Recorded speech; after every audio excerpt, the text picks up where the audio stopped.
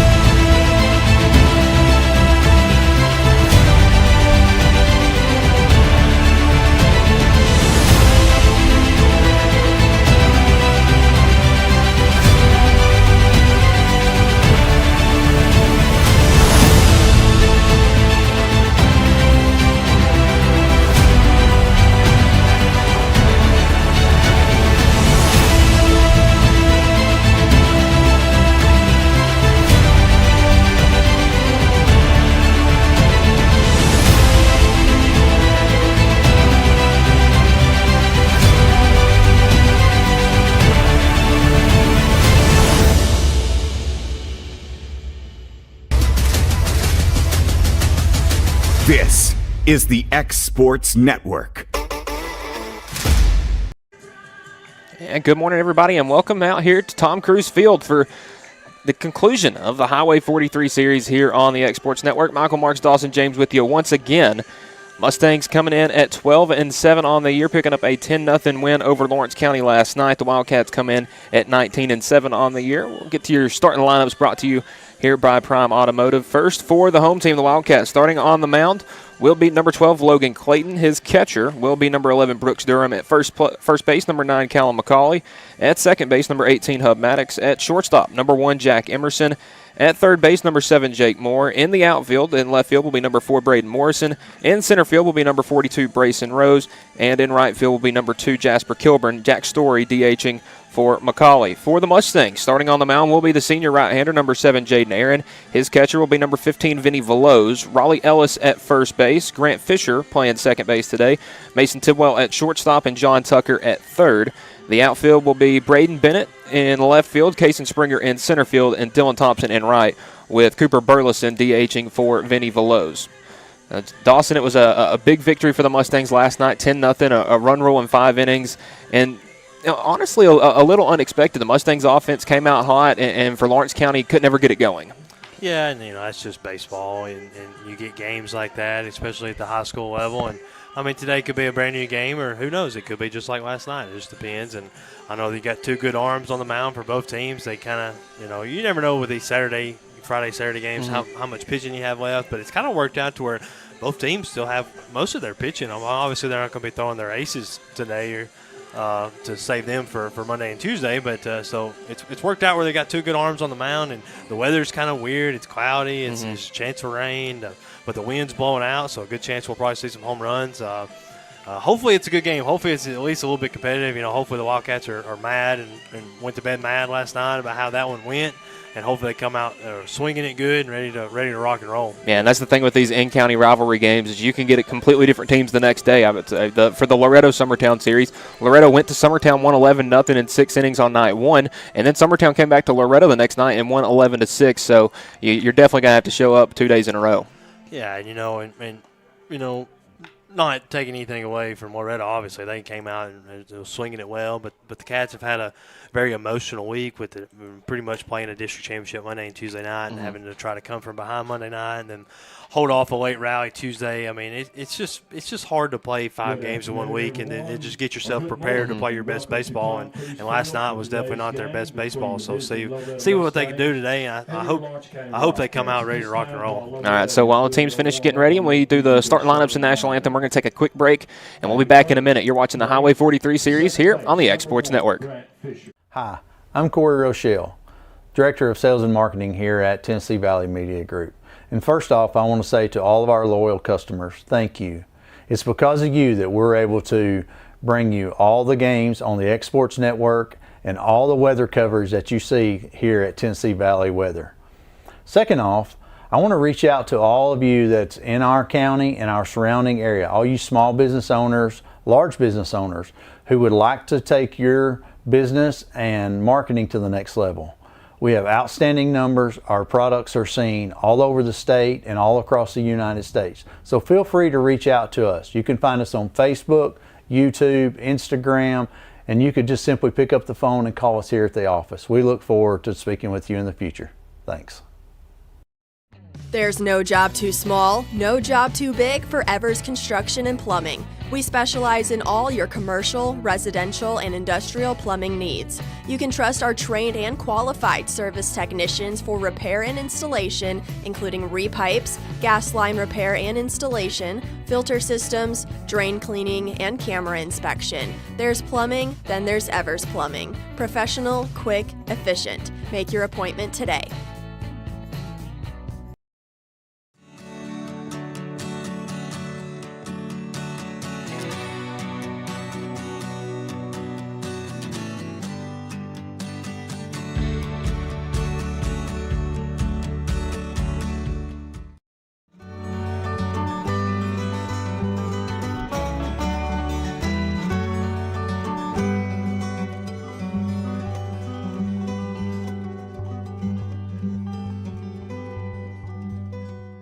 Comprehensive care with a compassionate touch. That will always be the guarantee at Encompass Healthcare in Etheridge, Tennessee.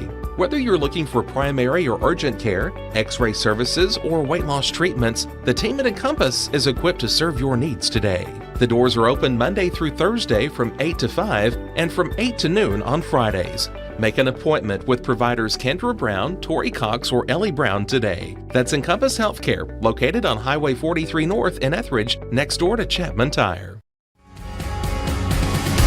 'Cause when I cross that county line, just off Highway 49, it all makes perfect sense.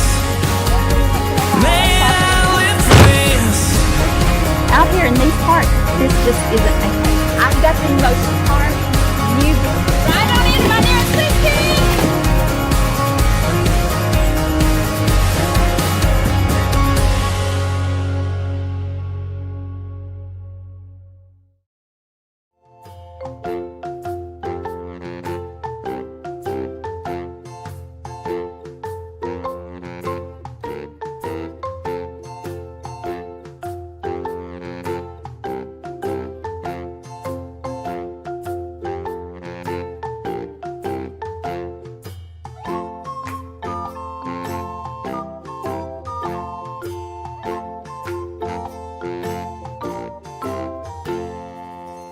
Efficiency, reliability, accuracy.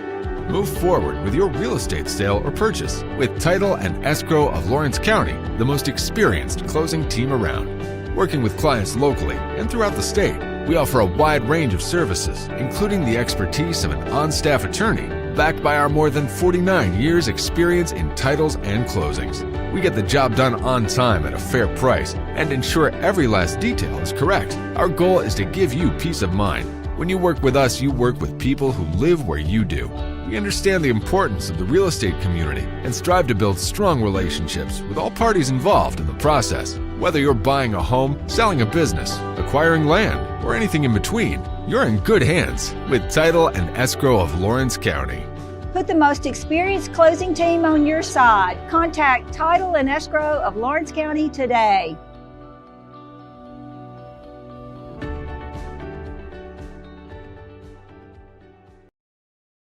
Over a century ago, Henry Ford put America on wheels.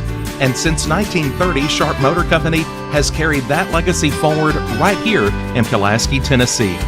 Family owned and family operated, Sharp believes the secret to longevity is simple. Treat every customer like their family. Sharp Motor Company, Ford and Chrysler Dodge Jeep Ram, located at 1516 West College Street in Pulaski. This is your turf. These are your terms. And this is your mower. For a limited time, secure as low as 0% financing or choose model rebates when you purchase an all-new Bobcat zero-turn mower. Command rugged durability and innovative cutting decks that leave razor-sharp results. See your Bobcat dealer for details and rule your turf.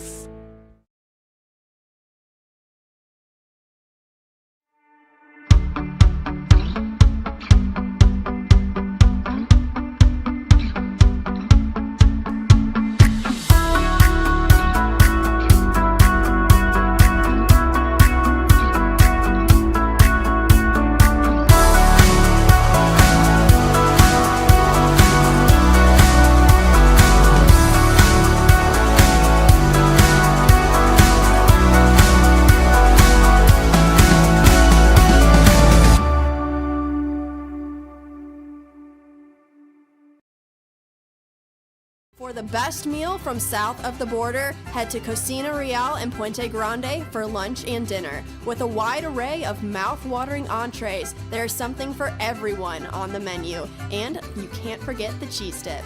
They'll treat you like family, and you'll never leave hungry. Make Cocina Real Mexican Restaurant and Puente Grande Mexican Restaurant your choice for authentic cuisine, located in Lawrenceburg, Tennessee. Going the distance with local sports. This is the X Sports Network.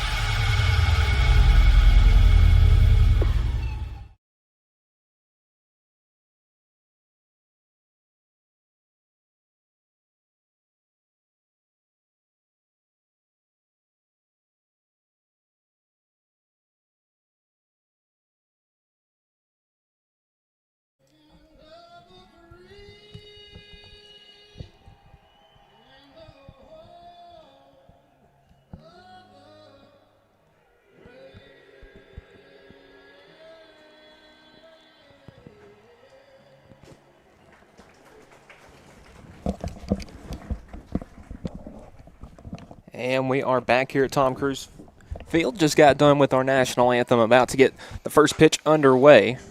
And starting on the mound for the Cats will be number 12, Logan Clayton. Saw Clayton in the outfield last night, and we know what kind of arm he has in the outfield, so I would expect more of the same on the mound. Mustangs batting order pretty similar to last night. Grant Fisher leading off, Mason Tidwell batting second, Springer batting third, Raleigh Ellis in the cleanup spot. John Tucker moved up into the 5 spot. Cooper Burleson batting 6th. Jaden Aaron, the pitcher, batting 7th. Dylan Thompson at batting 8th. And Braden Bennett batting 9th for the Mustangs.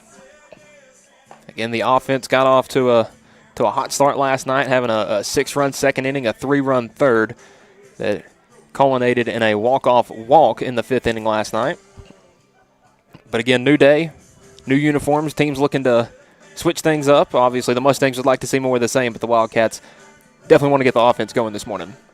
Yeah, and Logan on the mound today is a guy who hasn't pitched a ton this year. He battled some arm injuries last year, so I know the coaching staff has just been kind of cautious with him. He's been kind of a bullpen guy on Monday and Tuesday, and then they've been slowly working him into starting some of these end-of-the-week games to try to build that stamina up. Is probably going to need 3 or 4 starters in a district or a region tournament, so just trying to work his stamina up the way he can hopefully be that third guy starting if you need him in a district or region tournament or a sub-state game, whatever the case may be. So, but he's got a good arm, as you mentioned. He's probably going to be a mid to upper 80s. A fastball on a good day. We'll see what it is on a little bit of a cooler morning here, but he's got a good breaking ball. And it'd be crucial here to get a good start. I'd like to see 3 up, 3 down, try to set the Mustangs down in order, and then hopefully get the bats going and see if we can get a little momentum. Just never seemed like we could get anything going last night. So be crucial to see if we can start 3 up, 3 down here and go get the bats going. Yeah, and you do mention the weather. It was very hot, nice sunny afternoon last night, but this morning overcast, a little bit on the cooler end of things, mid to low 70s right now. Chance for some spotty showers this morning. Looks like most of the thunderstorms should hold off until this afternoon. So we'll see if we can get this game fully through with. So leading things off for the Mustangs, Grant Fisher. Fisher was able to reach 3 times last night. Yeah, Grant came into last night batting, 306 on the year before last night, a 471 on base percentage, so pretty solid numbers for a leadoff here. And he's a guy that's been all over the order. He's been in the top 3. He's been back at 5 or 6 some games. No batting gloves either. He's just old school right there. No elbow guard, no nothing. No nothing. You don't ever see that. First pitch from Clayton swung on, foul down the third base line, and Mustangs third base coach David Weathers trying to make a play over there. Might have jammed a finger there.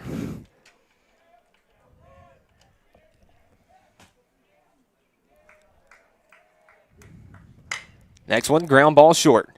Emerson over to first in time for the first out. Next batter will be number 13, Mason. Good start there for Logan. 2 strikes, and this is the best hitter, obviously, on the team for them. So this will be a big at bat here. Yeah, Tidwell, a handful of hits last night, a home run in the second inning. Has Mason committed anywhere? I know there's been several that have, but is he? I don't think he is one of them that's committed yet. That's the first pitch outside for ball 1.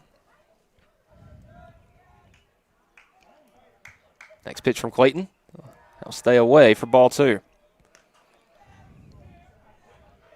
And again, something that Mason and Case and Springer both had to get used to this year is not seeing a lot of strikes. A lot of teams trying to pitch away from them. Yeah. Clayton comes inside with the 2-0 and will stay inside. 3 balls, no strikes.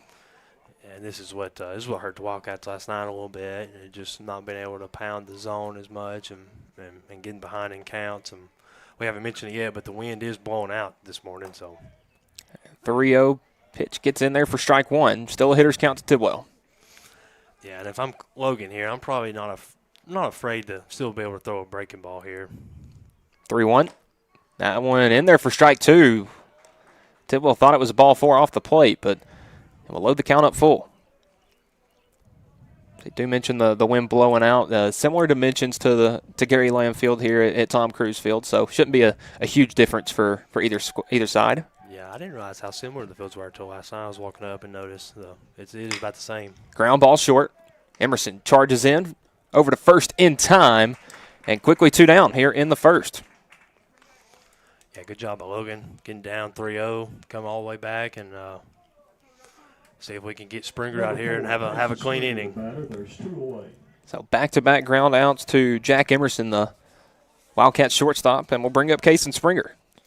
Yeah, Springer before last night's at batting .348 with a .483 on base percentage coming in the last night's game. Yeah, definitely a guy that has been walked his fair share of times this year. And that was the 12 walks this year. And that was the one way he reached last night was 0 for 3. But again, was able to reach on a walk and fouls that one off. 1 ball, 1 strike.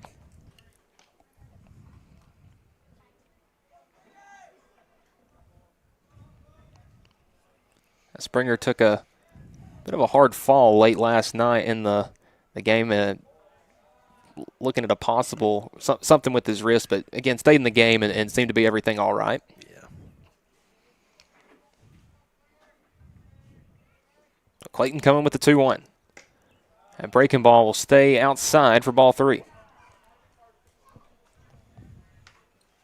May have been a bit low as well. So hitters count to Springer, the Mustang center fielder. And that will be outside for ball 4. First walk issued by Clayton, and Springer will trot down the first. Yeah, Clayton just couldn't get the breaking ball in the zone there. A couple pitches there and got behind. See if he can settle down right here and get this out. So I'll bring up Raleigh Ellis. He's coming in the last night at .373 batting average and a .420 on base percentage. Has had a good year.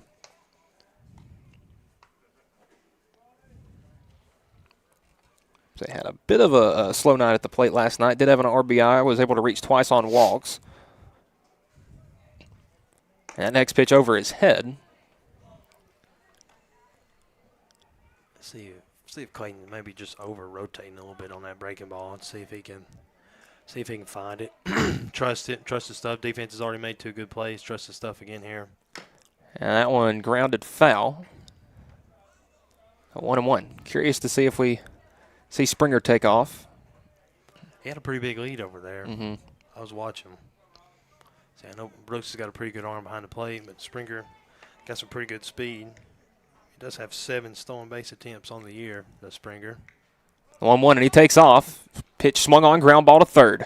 Moore across the diamond in time for the 3rd out. So Springer draws the 2-out walk, but 3 ground outs will end the top half of the first. The Wildcats will bring their bats to the plate when we return. You're watching the Highway 43 series here on the Exports Network.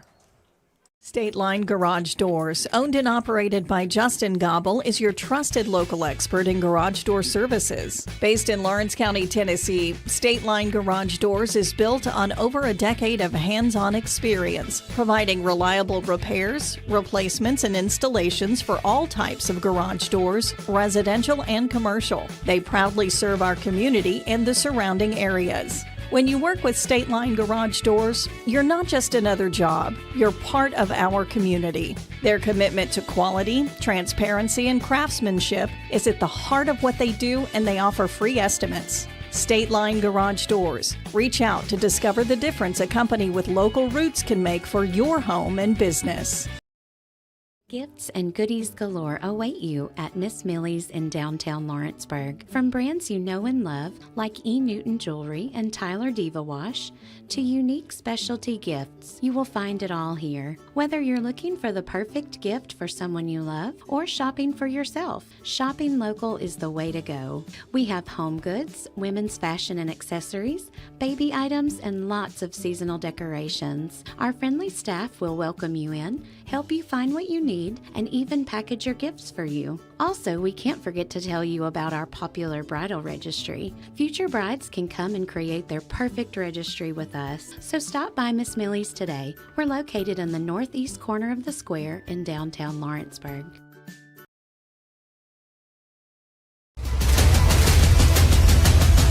This is the X Sports Network. And we're back here at Tom Cruise Field. Lawrence County bringing their bats to the plate for the first time. A little bit of a shift in the batting order. They moved Jake Moore back to the cleanup spot, Brayson Rose back into the leadoff spot. And Rose will lead things off. Brayson Rose coming in the last night, batting .385 on the year, .462 on base percentage. Does have 2 home runs on the year. And stung one pretty well last night to the warning track. Yeah, he's a guy that likes to go to that left side of the field. So he's a guy that I know one of his home runs was near the scoreboard. And there's to the left side right there, foul ball. Jaden Aaron on the mound for the Mustangs has had a handful of appearances. Had a really good outing against Giles County earlier in the season in a evidential loss, but went 4 innings, only gave up those 3 runs, and that all came in the first inning with 2 outs. Yeah, it looks like he's got 9 2/3 innings pitch and doesn't have an earned run yet. So I would say all 3 of those runs that came in that first inning were all unearned. So he's had a great year on the mound. 1-1. Swung on ground ball, second base. Fisher over to Ellis in time. And each team leading things off with a ground out. Good to see the Mustangs defense able to field the ground ball there. Again, playing on turf, it's got a different bounce than grass, but I think something that will help the Mustangs is the fact they played at Battle Creek on Thursday, a turf field. Now, didn't get a full game in, but a little bit of practice, so to speak. As Jack Emerson due up, the Wildcats shortstop. First pitch from Aaron will be fouled off down the third base line. Jack coming into last night batting .410 on the year with a .480 on base percentage, and see if he can be a leadoff right here and get the Wildcat offense started. Had a busy inning defensively, and will swing on that one deep out to left field, chasing it back, and it will short hop the wall. So Emerson will trot into second with a double. And Lawrence County a runner in scoring position here in the first. Yeah, pretty good swing on it right there. Got it up in the wind. I didn't think that was close to being a home run. I honestly thought the left fielder would get over there, and it just kept carrying, and then went off the base of the wall there. So it wasn't just a few feet from actually being a home run. And again, the wind blowing out to right. If it had taken a little bit of a shift to the left there, again, it may have been gone. Yeah. So Veloz goes up and have a quick conversation with Aaron. There's some hard contact there from Emerson, and that will bring up the Wildcats backstop, number 11, Brooks Durham. Yeah, Brooks having a solid year, batting .417 on the year, .557 on base percentage, 2 home runs as well. He's been swinging a pretty hot bat here of late. So first pitch from Aaron will stay high and outside for ball 1. See if he can barrel something up and get a line drive down and get Emerson in, be a good start to the game.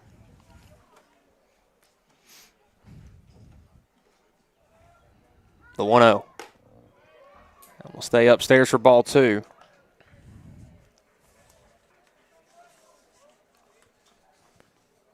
Again, Lawrence County only 3 hits last night, each of which was a single. So good to see the extra base hits start coming in for the Cats. 2-0 from Aaron. Swung on, lifted, will be foul down the left field line. Another potential extra base hit there, just foul. And 2-ball, 1-strike count. Yeah, gonna have to sit back a little bit. It seems like we've been a little out in front the first 3 batters, and I know Aaron's got a pretty good off speed warming up, so we had to be sitting back waiting on that as well. So Aaron gets the sign. It comes with the 2-1. Swung on, popped up, foul, out of play. Evens the count up, 2 balls, 2 strikes. Jake Moore on deck for Lawrence County, the third baseman. Was in the leadoff spot last night, went 1 for 2.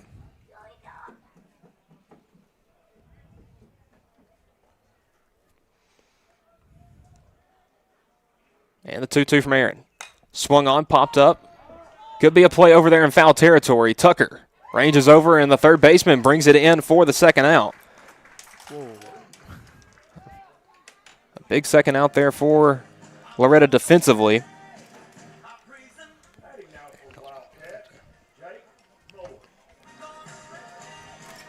I don't know if you catch that, Michael. My pen just exploded. Oh, was that what that was? I heard a click, and I saw something. The pen just went everywhere. Wow. I don't know what the deal was with that, but okay. Explosive out, I guess. Yeah. That'll bring up the Wildcats cleanup batter, the third baseman, number 7, Jake Moore. Yeah, big spot here early in this game, try to get on the board. And first pitch high and inside will back more off the.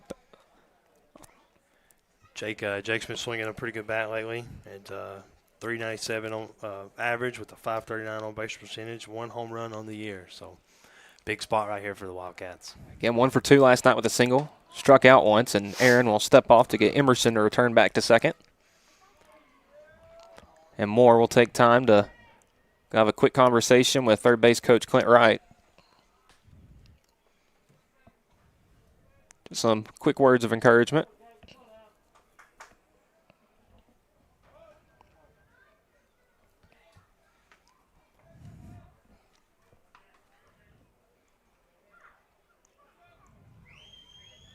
Aaron peeking back at second. The 1-0. In there for strike one. Yeah, good pitch there, good spot. Trying to work low and away to Moore.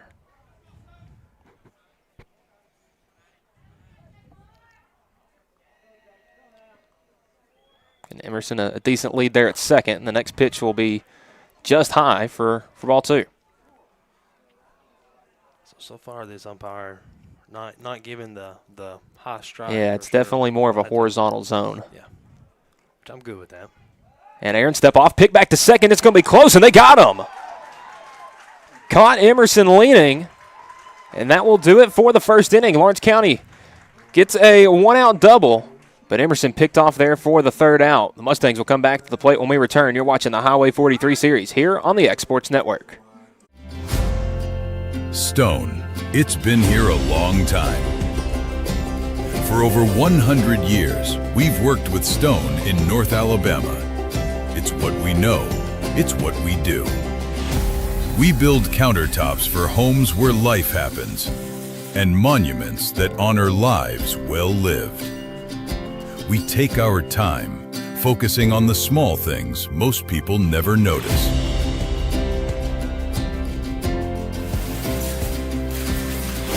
From the first cut to the final install, it's done the right way. Because to us, we're only as good as our last job. Green Hill Monuments and Countertops, built with intention, built to last.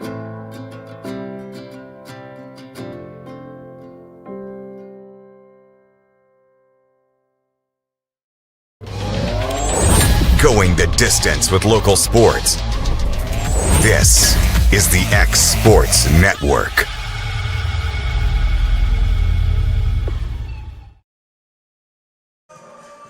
And welcome back to Tom Cruise Field. Start of the second inning. Both teams able to get a man on, but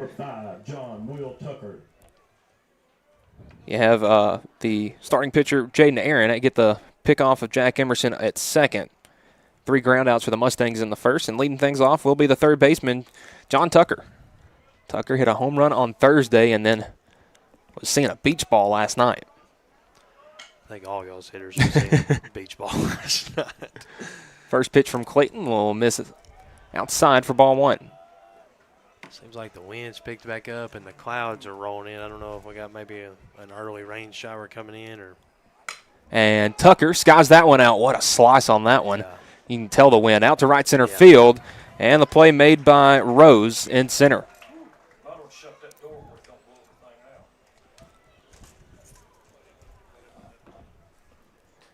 So 1 down here on the fly out from Tucker.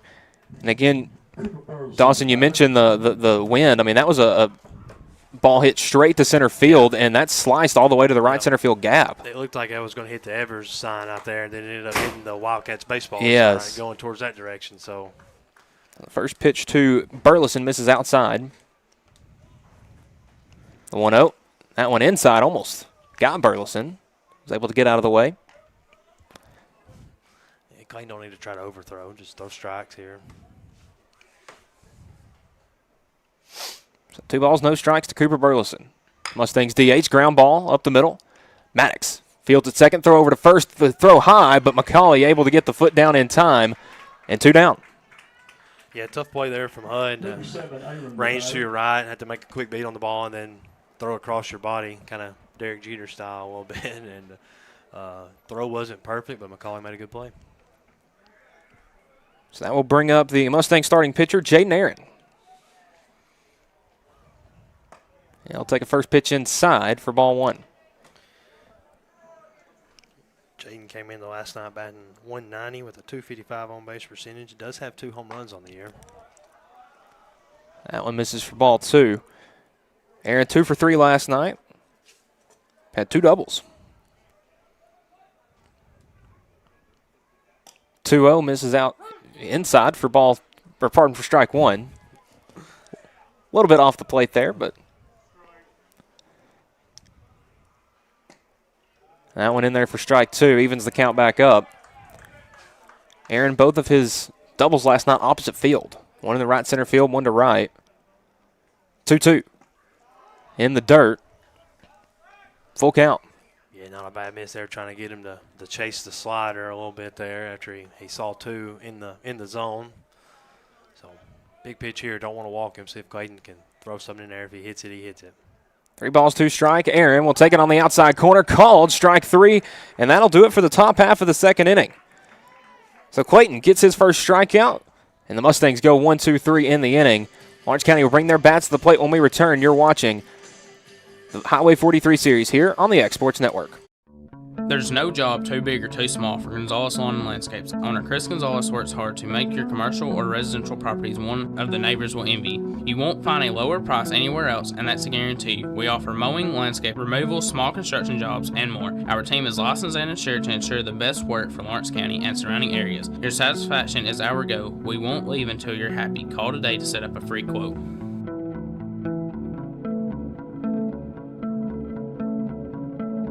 Right in the heart of the downtown square in Lawrenceburg stands a true local treasure. Holland's Drug Store, the oldest business on the square. Holland's is a name you have trusted since the 1960s. Expert pharmacists Richard and Brooke are proud to offer personalized care, including compounding, while providing you fast and friendly service. They accept most insurance plans, so you can get what you need without a hassle. And while you're here, don't forget to explore the gift shop filled with local novelties, willow tree, seasonal home decor, and so much more. Holland's Drug Store, local and lasting.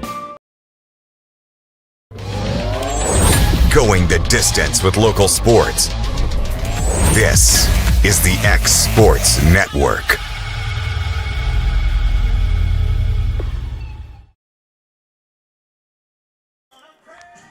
And we're back here, bottom of the second inning. Mustangs go 1-2-3 in the top half.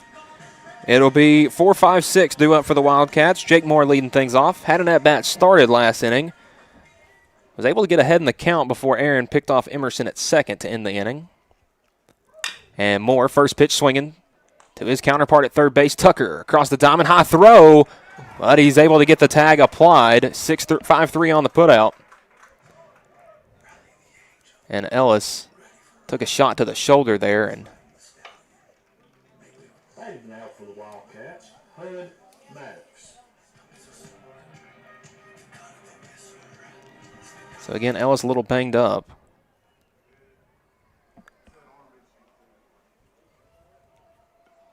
Something with his left arm, and Lawrence County's trainer coming out as Coach Curtis. Again, was kind of an awkward play. Ellis trying to get the arm back to apply the tag to Moore.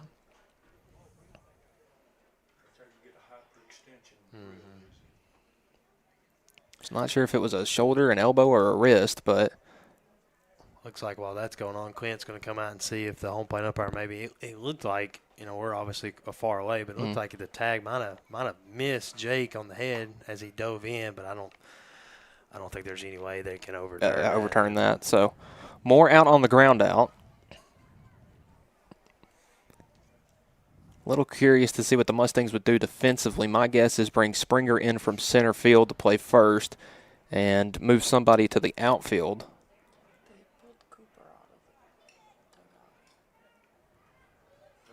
I would say so. Burleson had come out of the dugout, but it looks like he will.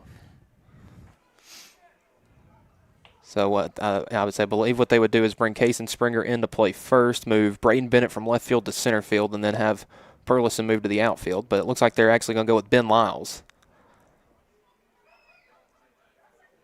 So Lyles will move to right field. I believe that means they would move Thompson to center. So Ellis will have to exit the ball game. Hope everything is okay with him.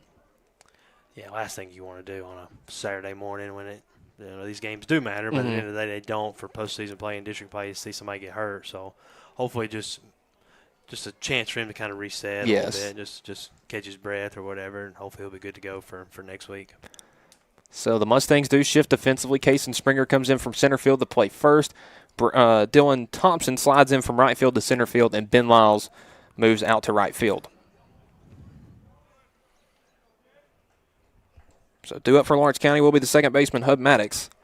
Maddox made a great defensive play back in the last inning for the second out. And we'll get his first appearance at the plate tonight. Or this morning, I guess. That's going to take some getting used to. That's tough. First pitch in the dirt for ball one.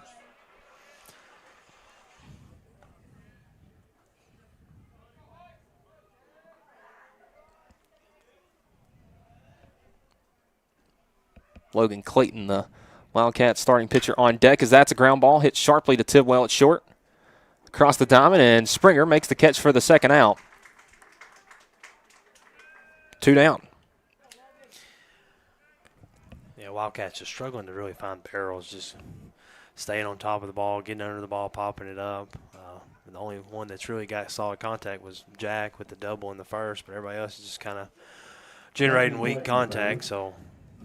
Yeah, and it's been ground ball galore. Out of the 11 outs we've seen so far in this ball game, 7 of them have been ground outs.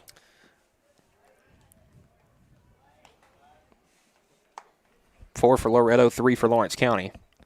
That first pitch from Aaron to Clayton misses upstairs for ball one. The 1-0. That one misses upstairs as well, ball two.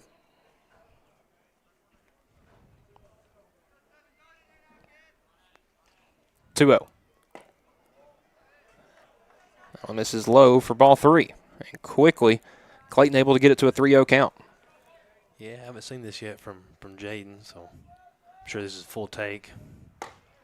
And that one in there for strike one. Clayton 1 for 2 last night, had one of the 3 hits for Lawrence County. Yeah, Clayton's been swinging a hot bat. He started the year off slow, but has really picked it up the last couple of weeks. 3-1, hop skipped in there for ball 4. The first free pass issued by Aaron. And Clayton will trot down to first.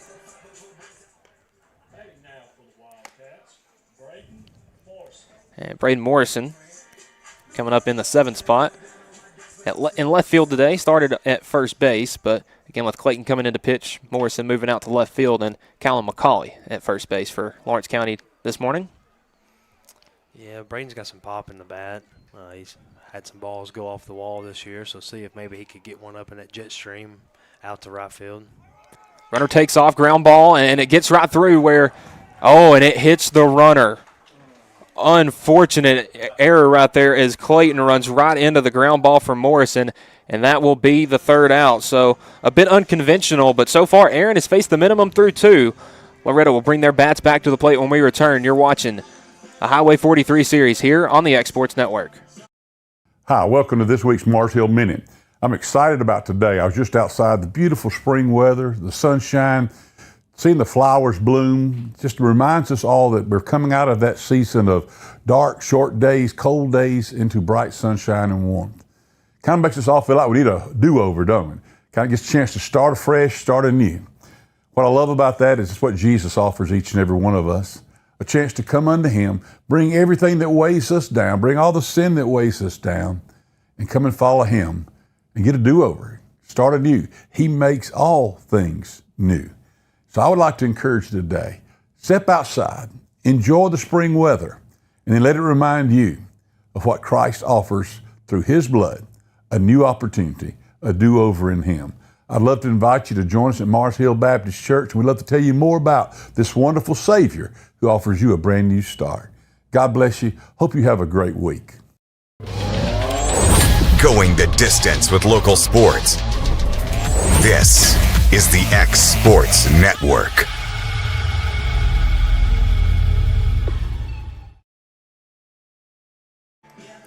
And we're back here, still scoreless as we start the 3rd inning. Lawrence County having a tough break on the base paths. Logan Clayton draws the 2-out walk, and then on the ground ball hit by Morrison, it hits him. Yeah, and that's just unfortunate. Logan was stealing. It was a hit and run. As beautifully executed of a hit and run as you could have, as the ball would have easily squeaked through with the second baseman covering for the stolen, for Logan stealing, and unfortunately it hit Logan, and he definitely would have been on third right there. He might have even could have had a chance to score. So Mustangs will go 8-9-1 here in the third. Dylan Thompson, Braden Bennett, Grant Fisher, as Thompson takes the first pitch outside for ball one. The 1-0 from Clayton catches the outside corner for strike one. Yeah, see if Clayton can get these 8-9 guys out and not have any ducks on the pond when the top of the lineup comes back up. And that next pitch grounded foul. So 1 ball, 2 strikes. And Clayton has been working fast. Yeah, he likes to work fast, likes to speed things up. And I've noticed that with, funny enough, quarterbacks. Is that's a ground ball through the right side, and it will sneak through for a base hit. Dylan Thompson, first hit of the day for the Mustangs, and a leadoff base hit. So I've noticed that with football players and specifically quarterbacks, because I remember a couple years ago the Mustangs had their quarterback on the mound, and that kid, Carter Daniel worked super fast. Logan Clayton works fast. Some of the different Mustangs, Mason Tidwell and Cason Springer both work really fast. First pitch to Braden Bennett misses upstairs for ball one. Bennett and Thompson very similar in kind of their builds and their attributes, both tall, lanky outfielders, but have great speed, and that plunks them on the shoulder. So the first two reach, and we go back to the top of the order with Grant Fisher. Number 1, Grant Fisher, the batter. Fisher grounded out to shortstop his first time up, but has runners on first and second with nobody out. Yeah, and Clayton's only at 33 pitches, but 17 of those have been balls. So big spot here in the game is we've had some mental errors on the bases so far this game. Left some guys on and left some runs on the board, and now got 2 guys on as we got some guys. Well, Chapman is ineligible to pitch today since he threw so much on, I would think. I think he might just, Waller, maybe they just got a couple of them other guys down there tossing maybe. Because Chapman threw about 70 on Thursday. So I would say he's probably done. I'm not 100% sure what the role is, but I would say he probably can't. I was about to say, I always have a screenshot of those rules on my phone when if teams head to the state tournament, because that's always when you got to keep track of it the most. Is that 1-0 in there for strike one? And maybe the highest pitch we've seen given tonight. Call a strike. See if the Wildcats maybe get a double play here. Fisher had showed bunt, but that pitch misses high and outside. 2 balls, 1 strike.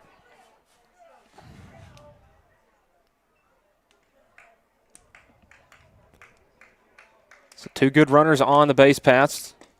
As that pitch gets away from Durham, and they'll advance, take second and third. Removes the double play ball. And now a hitter's count to Fisher. And that pitch just skipped away from Durham. Thompson takes third, Bennett takes second.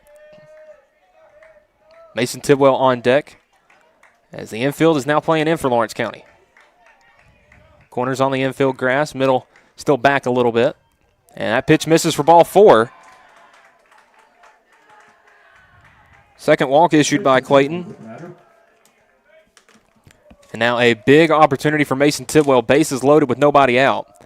And Wildcats coach Clint Wright going out to have a conversation with his starting pitcher.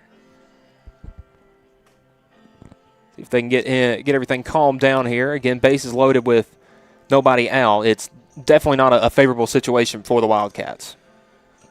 No, and again, you're leaving guys on base and just little mistakes on the bottom halves of the innings, and you come out here and you walk a guy, hit a guy, and then a ground ball gets through the hole for a base hit. Just need to lock back in. You don't need to find a way to maybe get out of this or at least limit the damage to 1 or 2. But got the best hitter for Loretto up right now. So. And again, Tidwell had a great game last night. Had the 2-run home run in the second. Mason ended up going 2 for 3. Was able to draw a walk on an intentional walk. So 3 times on base for Tidwell. Grounded out to the shortstop his first time up, and we'll take a first pitch outside for ball 1. Yeah, if pitch just missed, maybe if Brooks can stick that just a little bit, he might have been able to get a call, but they definitely he's tailing away. A close one, and Tidwell swung through and missed on the breaking ball. Evens the count up at 1. Yeah, and Mason helping Clayton out a little bit there. I think that one was even lower than the one before. Again, you come up with the bases loaded, your eyes always get a little big. Yeah, the heart starts pumping a little bit. That ground ball to second. Maddox flips to Emerson for 1. Back to first for 2 in time. Close play at first, but Tidwell is out. 4-6-3 double play scores Thompson. The Mustangs on the board 1-0 as Bennett able to advance to third there on the double play. Yeah, if you're a Wildcat fan, you'll trade a double play there for a run any day of the week. So see if Logan can settle in and get Springer out here and limit the damage to 1. That'd be a big win for the Cats. So 2 down, 1 on for Case and Springer. First pitch fouled. Springer still hitless against Lawrence County this season. Was able to draw a walk last night and one this morning. Yeah, and you're going to have, as you mentioned, Lyles came in the game for Ellis, so he's on deck, so just a swap there.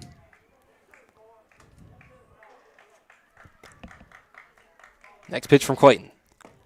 In there for strike 1, pardon, strike 2.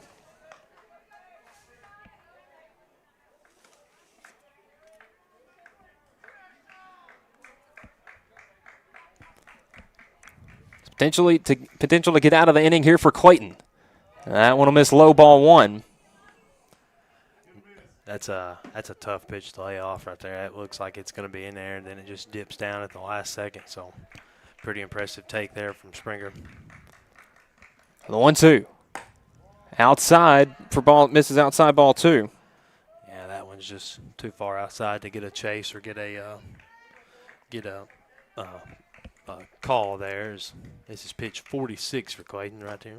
2-2 misses just upstairs, loads the count up full. So 46 pitches, 25 of those have been balls for Clayton so far. So needs to. Looks like they're going to go ahead. And they're just going to, intentionally walk Springer to bring Lyles up. So Springer draws his second walk, and Ben Lyles batting in the place for Raleigh Ellis. Lyles had a good game against Forest on Tuesday. Again, was able to reach 3 times, had 2 hits, 2 RBIs, a run scored, and a walk. Again, went 2 for 3 in that game with the strikeout. So Lyles is a lefty. I didn't realize that. Runner taken off for second, throw back to third, just to keep Bennett there. Obviously, Mustangs trying the delayed steal potentially. But the speedy Springer gets the stolen base and is in scoring position. Logan just needs to pound the zone here. Just trust your stuff, and he's kind of overthrowing a little bit, just trying to be perfect maybe. Just needs to pound the zone, just try to get this out right here, and then maybe we can get the bats going. 1 ball, no strikes to Ben Lyles. That one misses just outside for ball 2. And you got the quarterbacks doing battle here. Ben Lyles, the quarterback for the Mustangs. Obviously, Logan Clayton, the quarterback for the Wildcats this past season. And the 2-0 in there for strike 1. I know Loretto probably didn't have the season on football field they wanted to this year, but I thought he did a lot of impressive things. Yeah, he was essentially a freshman, is a sophomore, but didn't get to play his freshman year due to an injury, and fouls that one into the netting. 2 balls, 2 strikes. I mean, he's got 2 more years at quarterback down there. I think that's they got a chance to build around what he did last year. We was talking before the game. I'm ready for some football. Not ready for baseball to be over, but I am ready for some football, like some high school football. 2-2 called, strike 3 on the inside corner. And Clayton strands 2 runners on. The Mustangs do get a run on the board in the top half. The Wildcats will bring their bats to the plate in the bottom half of the inning. When we return, you're watching the Highway 43 series here on the X Sports Network. At C&B Linen, fast, friendly, and reliable service is our promise to you. Because you're not just a customer, you're family. From multi-use linen to branded floor coverings and a complete range of cleaning supplies, C&B Linen is here to make sure you have everything you need. From our high-quality products to our fast, friendly, and reliable service, you'll experience the difference with C&B Linen. Because you're not just a client, you're part of our family. You'll be winning with C&B Linen. It's It's never been easier to buy a used car thanks to Prime Automotive Lawrenceburg. We believe in fair prices, superior service, and treating you right. Our friendly staff makes sure of it, helping you find the car you deserve, priced to fit your budget with financing options available. We're always getting new arrivals, making it easy for you to find what you need. Stop by for a test drive Monday through Saturday, 9 to 5. We're located at the old Shoney's building on North Locust Avenue in Lawrenceburg, Tennessee.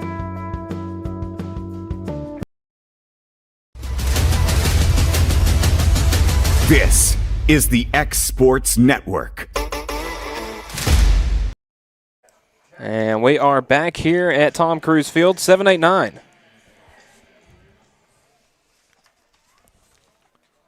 Pardon, 8-9-1, as Jack Story will lead things off. Yeah, Jack Story's had a heck of a campaign this year, batting .305 on the year, .373 on base percentage, and does have a home run on the year as well.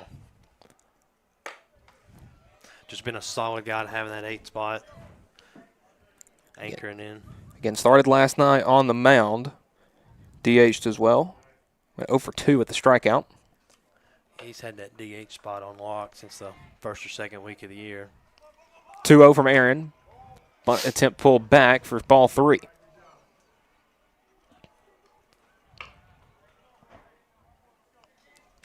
See what the strategy is here. I know Clint set a number, see if it's take or. It looked like that was the call, as the 3-0 right down the middle for strike 1. Yeah, definitely a full take there. See if Jack can, still got to make him come to you here, but. A favorable count, 3-1. Upstairs for ball 4, the second walk issued by Aaron.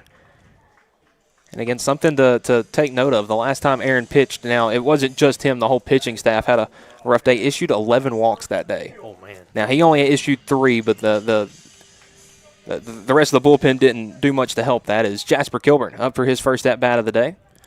Wildcat right fielder.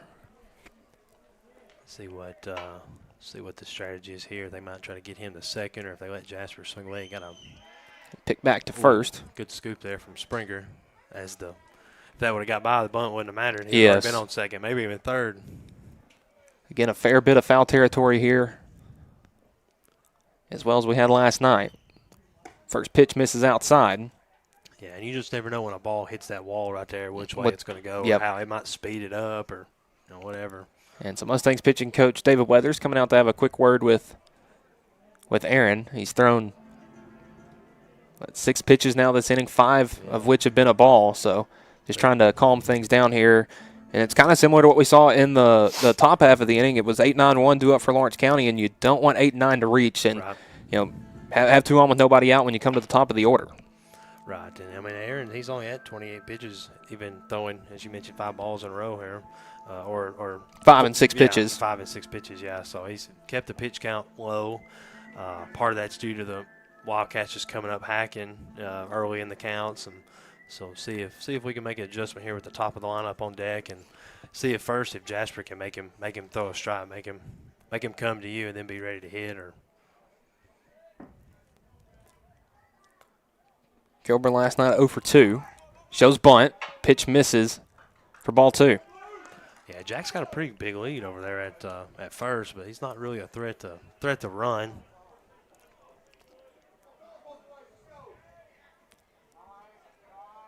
And Kilburn calls time. Steps back in. Getting runner on first is Story, who drew the leadoff walk. Bunt showed. Gets it back. Called for strike 1. So 2-1. Yeah, not a bad pitch to lay off right there. Pitch probably wouldn't be the best bunting pitch, so. We'll see if he's still showing the bunt 2-1. And that pitch misses just low, ball 3.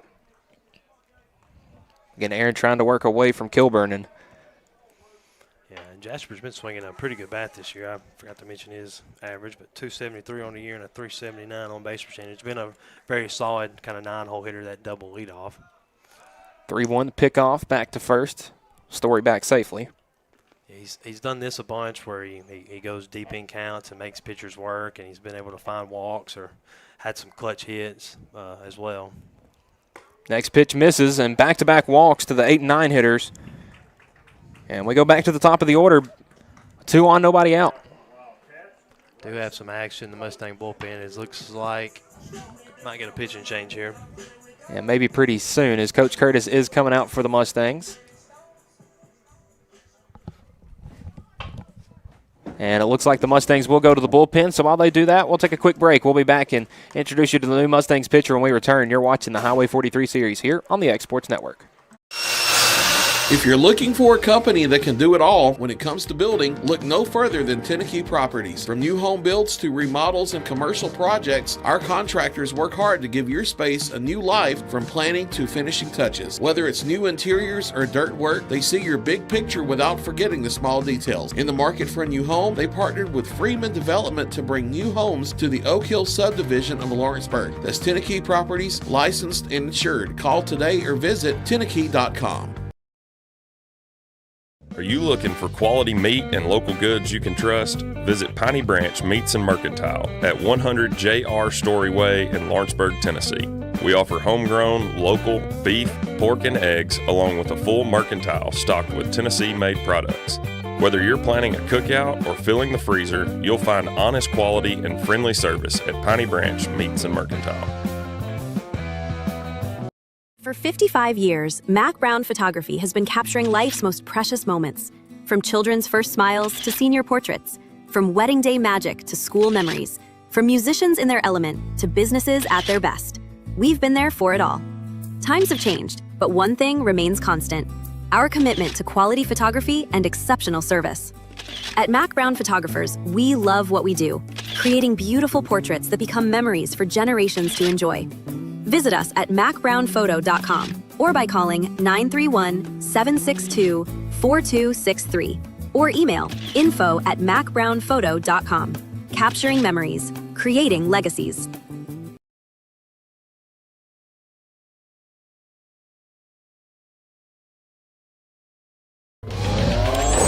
Going the distance with local sports. This is the X Sports Network.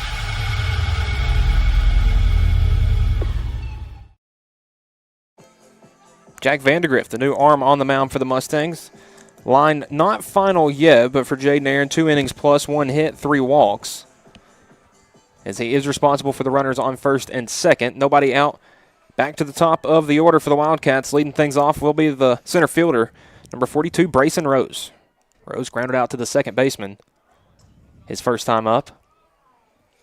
Showing bunt first pitch. Called for strike one. Pick back to second. And skips into Tidwell as Story able to get back. Yeah, Vandergrift's got some pretty good numbers on the year. 15 innings pitched, 3.7 ERA, 1.67 walks, hits, innings pitched, as well as a 13 strikeouts per 7 innings. So almost 2 strikeouts an inning for him. So that's solid numbers for sure. Looks like one of the top bullpen arms for Loretto. I would say came out of the bullpen, pitched the last inning on Tuesday as that pitch is skied to left field. Bennett on the run into foul territory, and it will drop foul ball. So 0-2 here to Rose. So I thought Aaron was pitching well, just lost the command a little bit there. It was kind of surprising because he didn't struggle with that at all the first 2 innings. And yeah, 32 pitches, 14 strikes to 18 balls here. As he finished, again, 2 innings plus, and is responsible for the 2 on. The 0-2 lifted out in the left center field. Could be trouble, and it's going to drop in the gap. Runner coming around third, Story. Could be a play at the plate. Throw a bit late, and Story has tied the game up. So an RBI single from Brayson Rose, and it gets Lawrence County on the board. Yeah, good pitch hitting there from Rose. I mentioned earlier, probably his first at bat. He likes to go to the left side. He doesn't really pull as much. Being a lefty, he likes to go to the left side, and ball was able to find a little green, and Jack had a good read on it and was able to get home here. So see if Jack Emerson can keep us going. Again, Emerson, 1 for 1, had a double. Was picked off at second base his last time, but a double right here has potential to be dangerous. First pitch inside, misses for ball 1. Yeah, they've got him shaded. Left fielder's playing the line, and there's definitely a big gap over shortstop's head, and even if you get something over second baseman's head, it'll be a pretty big gap over there as well. And the 1-0. Shows bunt popped up. And we'll drop foul. Yeah, Jack probably bunting for a hit there, not bunting to sacrifice. He's got the speed. We've seen that a couple times this year. Him lay a bunt down past the pitcher and be able to leg it out. So Veloz going to have a quick word with Vandergriff.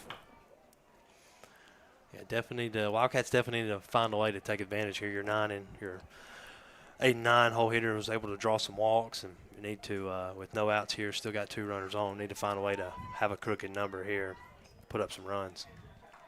Yeah, again, a big opportunity here. Lawrence County, again, as you mentioned, started the inning off with 8 and 9, and both drew walks. As that pitch from Vandergriff misses, ball 2.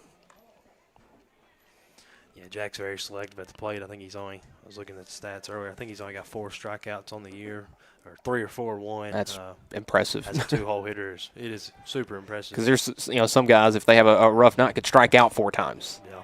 2-1, just low again. Hitters count to Emerson. Yeah, see if Jack sitting dead red fastball right here can barrel something up, or if anything, make sure it's in there and draw a walk. Brooks Durham on deck. 3-1. That one lifted out to left field. Back at the wall and drops at the warning track in front of Bennett. And they're going to have to wave the runner home. And he's going to score. No throw from Tidwell, and Lawrence County gets another run on the board. It's 2-1. An RBI double, back-to-back doubles for Emerson. That ball was just about a foot away from being caught. Bennett just couldn't quite get to it out there and left, and man, Clint super aggressive there at third base, sending I'm not sure, Jasper home is who it was, and it looked like Mason couldn't decide if he wanted to go to home or third. If he wanted to get Rose at third, and I think he would have easily had to play at home, especially with an arm as good as what he's got. I think he had a shot there. But so the Mustangs will bring the infield in now with still nobody out as Brooks Durham due up. Popped out to the third baseman in foul territory his first time up.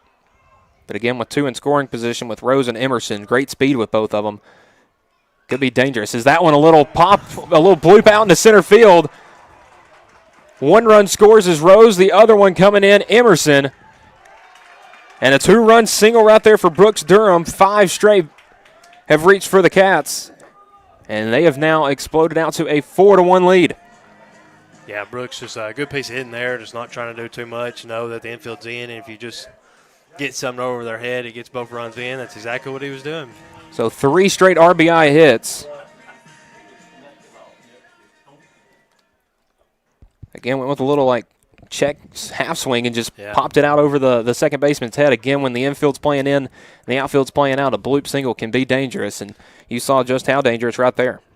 Yeah, we got Harrison Wiley coming in to pinch run for Brooks, the catcher.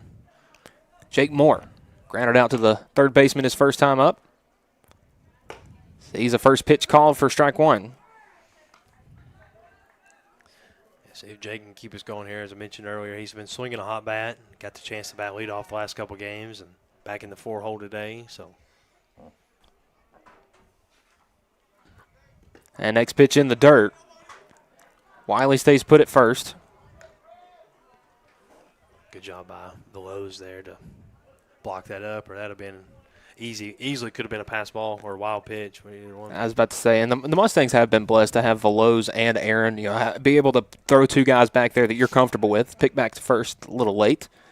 Now Veloz, did he play football? Yes, football backup quarterback. And played some wide receiver, played some safety defensive back. So that's what I told you last night. I don't know a lot of these kids. As Wiley taking off for second to throw a bit late from Veloz. Good job by Tidwell to keep that one from going into center.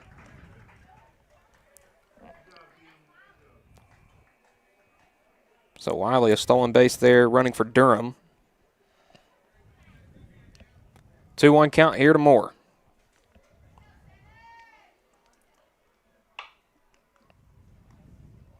2-1 from Vandegrift. Misses low. Runner taken off for third. Going to be a close play. The throw and the tag in time. And a good throw from Veloz to get Wiley. Good connection there between Veloz and Tucker at third. And that one empties the bases. Gets the first out of the inning.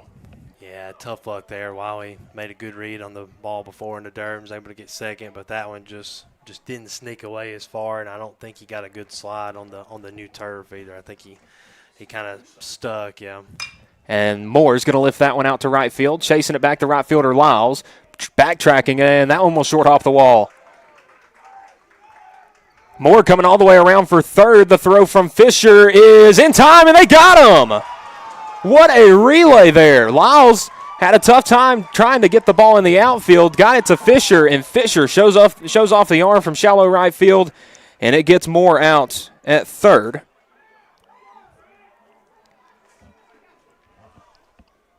So we'll go down as a double. Yeah. But again, back-to-back kind of base running blunders right there for the Cats, and quickly 2 down. That's the 4th base running blunder for the Cats in 3 innings. Just can't do that against big rival games, and luckily we've already got a 4 spot this inning, but just some that we can't have happen when Monday and Tuesday rolls back around. So the first pitch to Maddox misses upstairs for ball 1. But good piece of hitting there for Moore. I mean, taking the pitch, got it up in the wind, and Lyles, I'm sure the wind had that thing dancing around out there. That one fouled off, 1-1. Yeah, we've seen some. The last night it was the sun. This morning it's the wind, kind of, testing these outfielders. Right. So 1 ball, 1 strike here to Maddox. Grounded out to the shortstop. His first time up was the second out back in inning number 2. 2 balls, 1 strike. Also got to give a ton of credit to Lyles and Fisher at second for a heck of a relay there. Next pitch misses outside for ball 3.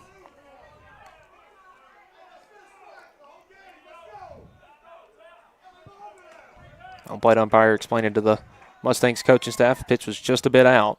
3-1, swung on, popped up, out of play. For strike 2, loads the count up full. I'd say if any of them was a ball, that one looked like it was yes. a batter's box right there. I mean,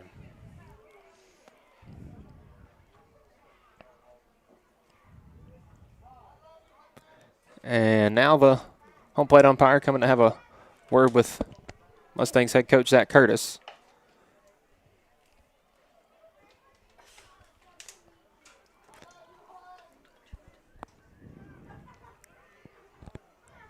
I'm not sure if there's somebody chirping in the dugout or if he's, or I would say, fan. I would say, obviously, when you have a rivalry game, I think the fans may get into it sometimes more than the players. Yeah. But and that's nothing against the competitiveness of these kids, because I would say that over the past, I'll just say decade, some extremely competitive athletes have come through this county at all 3 schools.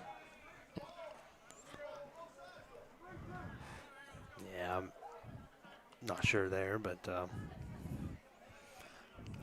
so 3 balls, 2 strikes,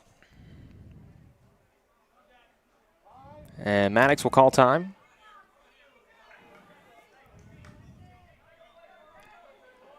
That's one thing you get in high school ball that you don't get elsewhere is the stare downs, because there's no pitch clock, because that pitch misses upstairs. Ball 4. Yeah, don't get AJ started on the pitch clock if you ever do again with AJ. I do know that's something that he's passionate about. Yep, especially some of them UT Southern games. Oh, he yes. talks about some of them midweek games last a while and need a pitch clock. So Logan Clayton started the game on the mound. Now is the DH too. Back pick to first, and Maddox there safely. First pitch called a strike.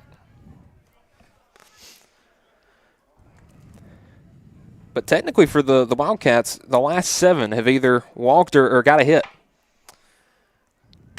And that one lifted out to shallow left center field. Thompson, the center fielder, makes the grab for the 3rd out. But Lawrence County able to put up a 4 spot in the bottom half of the inning. And we head to the top of the 4th. Our score, Lawrence County 4, Loretto 1. You're watching the Highway 43 series here on the Exports Network. Why should you bank with Employee Resources Credit Union? We offer a wealth of services, including mobile banking, video banking, bill pay, and more. We also offer loan rates that are lower than those of our competitors. Employee Resources Credit Union has been a financial pillar since 1964, providing long-time support to members of the community. Join us and become part of the ERCU commitment, not for profit, for service.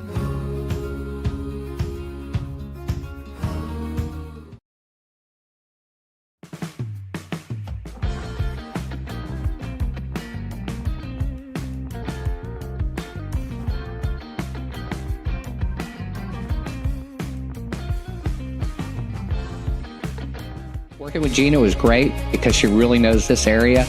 I gave her the specifications of what I was looking for, and she took me right to my forever home. I met Gina when she sold my son's home within 5 days after it hit the market. With my home, from the day the sign hit the yard to the day we signed the papers, Gina was there every step of the way. Her involvement in the sale of my home was the best decision that I made. We never felt like Gina was pushing us to make a deal with a buyer. She knew what we wanted, and she worked diligently to get us the best offer for our properties. Working hard for my clients to make their dreams come true. Let me work for you.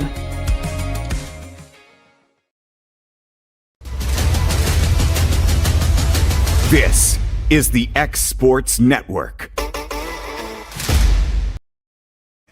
And we are back here to start the fourth. Our score, Lawrence County 4, Loretto 1. Each team's getting their runs across in the third.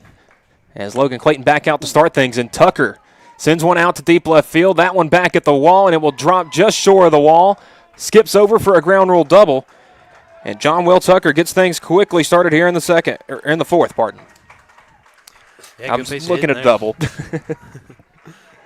Good piece of hitting there, and as we mentioned, the wind's kind of blowing the opposite way as left. That one might have had a chance to get out if the wind was. I was just about to mention that the wind blowing out to right, and they are beating up that left field wall. Yeah. So the first extra base hit for the Mustangs today is Tucker, the leadoff man, into scoring position, as Cooper Burleson will step in. The DH, as the Mustangs will go 5, 6, 7, due up here in the fourth. Yeah, I was going to say if since Clayton's got a lead here, maybe he'll settle in and get some quick outs. Next pitch in there for strike one. Again, this back half of the Mustangs lineup today is really the part that did a lot of work yesterday. Tucker, Burleson, Aaron, Thompson, and Bennett all, I believe, reached multiple times, at least once, and a ground ball shot up the middle by Burleson. Into center field. Tucker's going to round third. He's coming home. The play at the plate will be just over the head of Durham. Tucker scores. Burleson into second, and the Mustangs get a run back. It's 4-2. Yeah, good piece of hitting there from Burleson, just outside the diving glove of Hud. And first two have reached so far for Loretto, so got one of the runs back. So the offense getting going for both teams as Burleson off the single is able to get to second on the throw that's a bit high home. And Jaden Aaron started the game on the mound, DHing for the Mustangs. 0 for 1 with a strikeout, had 2 doubles last night.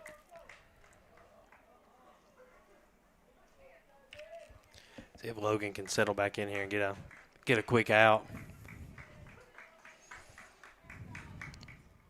First pitch in there for strike one. It was pitch 56 for him, so he definitely needs, if he wants to go the distance, he's going to have to work quick and get some quick outs. The 0-1 swung on and miss, and what he likes to see right there, nothing in 2. Yeah, breaking ball's been working. He's been able to place it on that outside corner so far this morning. The 0-2 upstairs for ball one. And I understand the reasoning behind it, but as the Mustangs are going to put Asher Sharp in to run for the DH Burleson. At this point, honestly, I think you could throw 0-2 pitches in the zone because nobody's looking to swing anymore. Yeah. Because I don't think Aaron was looking anywhere near the zone there, and that pitch was probably about a foot up. That's just me, though. Well, yeah. I mean, most guys waste the pitch. Yes. And it's just, yeah, I definitely see what you're saying for sure. 1-2. Swung on and missed for strike 3. Another strikeout for Clayton. Second time he struck out Aaron, his third of the day. Another strikeout brought to you by Lawrenceburg Marine. And that'll bring up the Mustang center fielder, Dylan Thompson. A single and a run scored was the one run that came across back in the third for the Mustangs.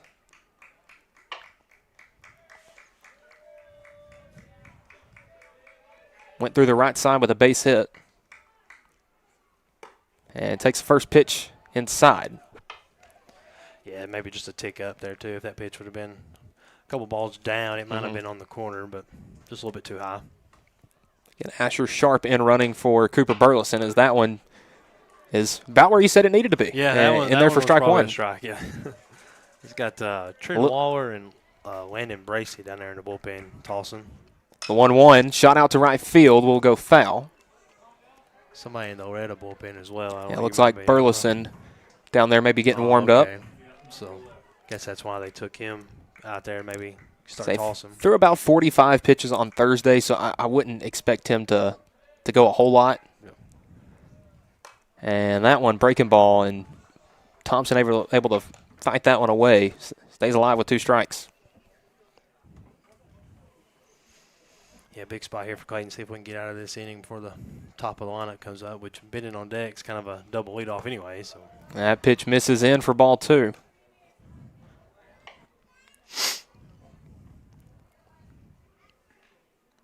Again, Clayton getting to the mid-60s in the pitch count.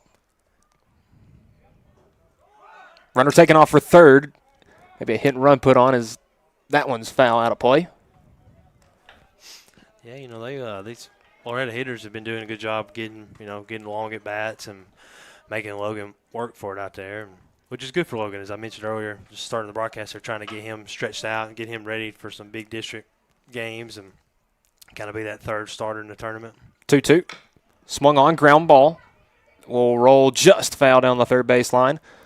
Smart play there by Moore to make sure that one did roll foul, as Thompson again has some good speed out of the box.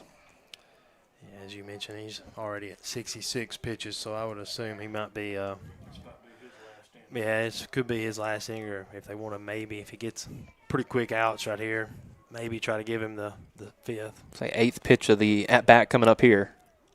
And Thompson skies that one out to right field. Kilburn makes the catch at the wall. Sharp tags up from second, heading to third, and will be in there standing. Second out of the inning, but the Mustangs do have a runner at third. Yeah, productive out there. Was able to get the runner to third. Now, Brooks, the Wildcats catcher, going to have to do a good job trying to block the balls up and see if Logan can focus on getting this batter right here. Bennett was able to reach on a hit by pitch his last time. Was stranded on third to end the third inning and takes a first pitch breaking ball in there for strike one. Slider had some good movement on it from Clayton there. Goes with it again. That one fouled off Bennett's ankle. Yeah, it's definitely been Clayton's best pitch today. Loretto's been able to time up the fastball a little bit. It don't seem like the fastball's got as much velo as it has. It's crazy sometimes. These two teams, the fact that they love velo. Yeah, sometimes when you see upper 80s to low 90s in high school, that can be intimidating. But it seems like these two teams kind of key in on that. The Wildcats, Tuesday night, Franklin County had their ace on the mound, and upper 80s guy touching 90 and 1-2 ground ball. Moore charging in from third, and it skips out of his glove. So Bennett able to reach on an error, an RBI, and we're back to a one-run game. Tough luck there from Jake. Would have been a tough play anyway. Slow rower, tough for Logan too. I would say that was going to be an extremely tough play. That was going to be tough anyway, and I think that's what Jake was thinking. He maybe tried to rush it and popped out of his glove before he had a hand on it here. So the run scores. Sharp scores running for Burleson. Bennett able to reach on the error, and first pitch swinging from Fisher. Blooped out to left field, and charging in on it, the left fielder, Morrison. And that will be the third out. But the Mustangs get a 2-spot in the top half of the inning, cut it back to a one-run game. Our score heading to the bottom half of the inning. It's Lawrence County 4, Loretto 3. You're watching the Highway 43 series here on the Exports Network. Financial advisor Scott Beasley knows time spent with family is everything. As a founder of Beasley Wealth Management, his mission is to give clients the freedom to enjoy time with family without the burden of financial concerns. A local of Lawrenceburg, Scott deeply values building relationships with clients, ensuring they make informed decisions concerning asset management, tax planning, and retirement planning. Offering a free initial consultation, Beasley Wealth Management helps clients pursue their aspirations with confidence. Your outdoor adventures start right here at Lawrenceburg Marine. Family owned and operated, we're local folks you can trust. We specialize in premier sales and service. A proud dealer of top brands like Mercury, Bullet, Phoenix, and more. And no need to go anywhere else for ATVs. We have what you want. And you can trade in what you don't. Financing is available. Our full line of boating accessories will get you on the water fast. Lawrenceburg Marine, located at 208 4th Street. Pat's Cafe and Catering has been proudly serving customers in Lawrenceburg since 1987.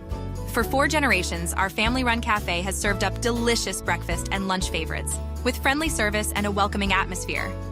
We also offer full-service catering and can help to make your next party or event a success. For great food and friendly faces, visit us today at Pat's Cafe and Catering.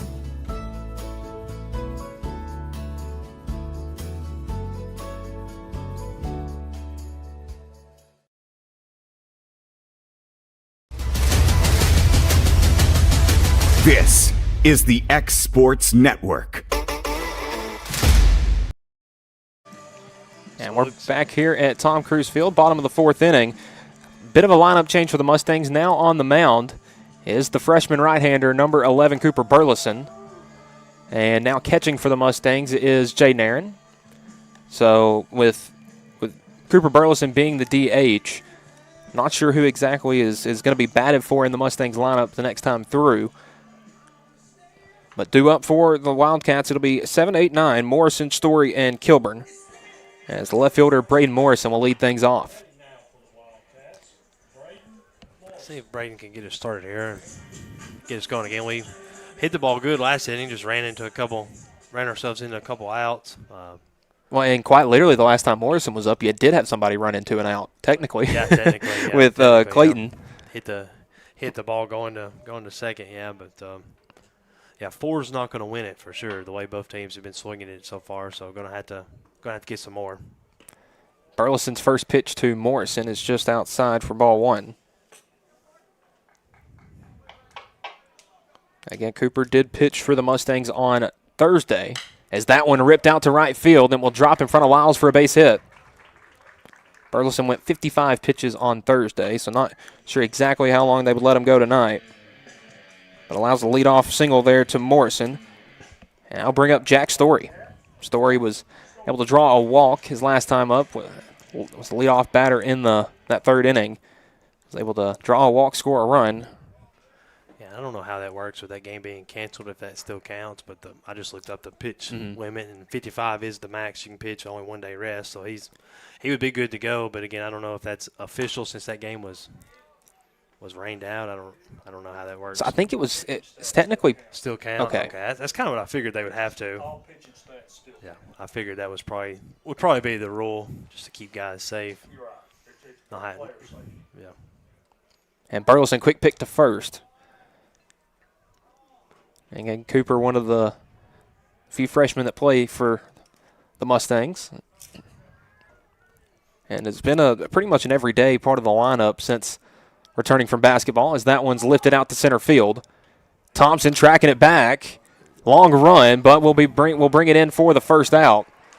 Again, was shifted with Story all the way near the left center field gap and had to really make up some ground there. Yeah, good play. I thought he might have been burnt with the wind, which looks like the wind shifted kind of in now, so it might have helped. Might have helped him out a little bit. Yeah, but had a good beat on the ball and was able to track it down. So Story will be the first out, and it'll bring up the right fielder, Jasper Kilburn. Also drew a walk and came around to score back in the 3rd. It's the second at bat in as many innings, with Morrison on first. That pitch misses outside for ball 1.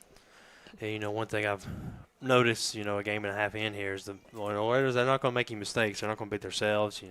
Wildcats have an error already on the night tonight or the morning today, and had a couple errors last night that led to some runs. But Loretto, they're not going to beat themselves. You're going to have to beat them for sure. So count 1-0, and Burleson misses again. So 2 balls, no strikes to Kilburn. Yeah, both those pitches are close, but just outside of the chalk line there. So Light lead at first there for Morrison. taking a couple extra steps, maybe looking to go here on the 2-0, and Burleson will step off.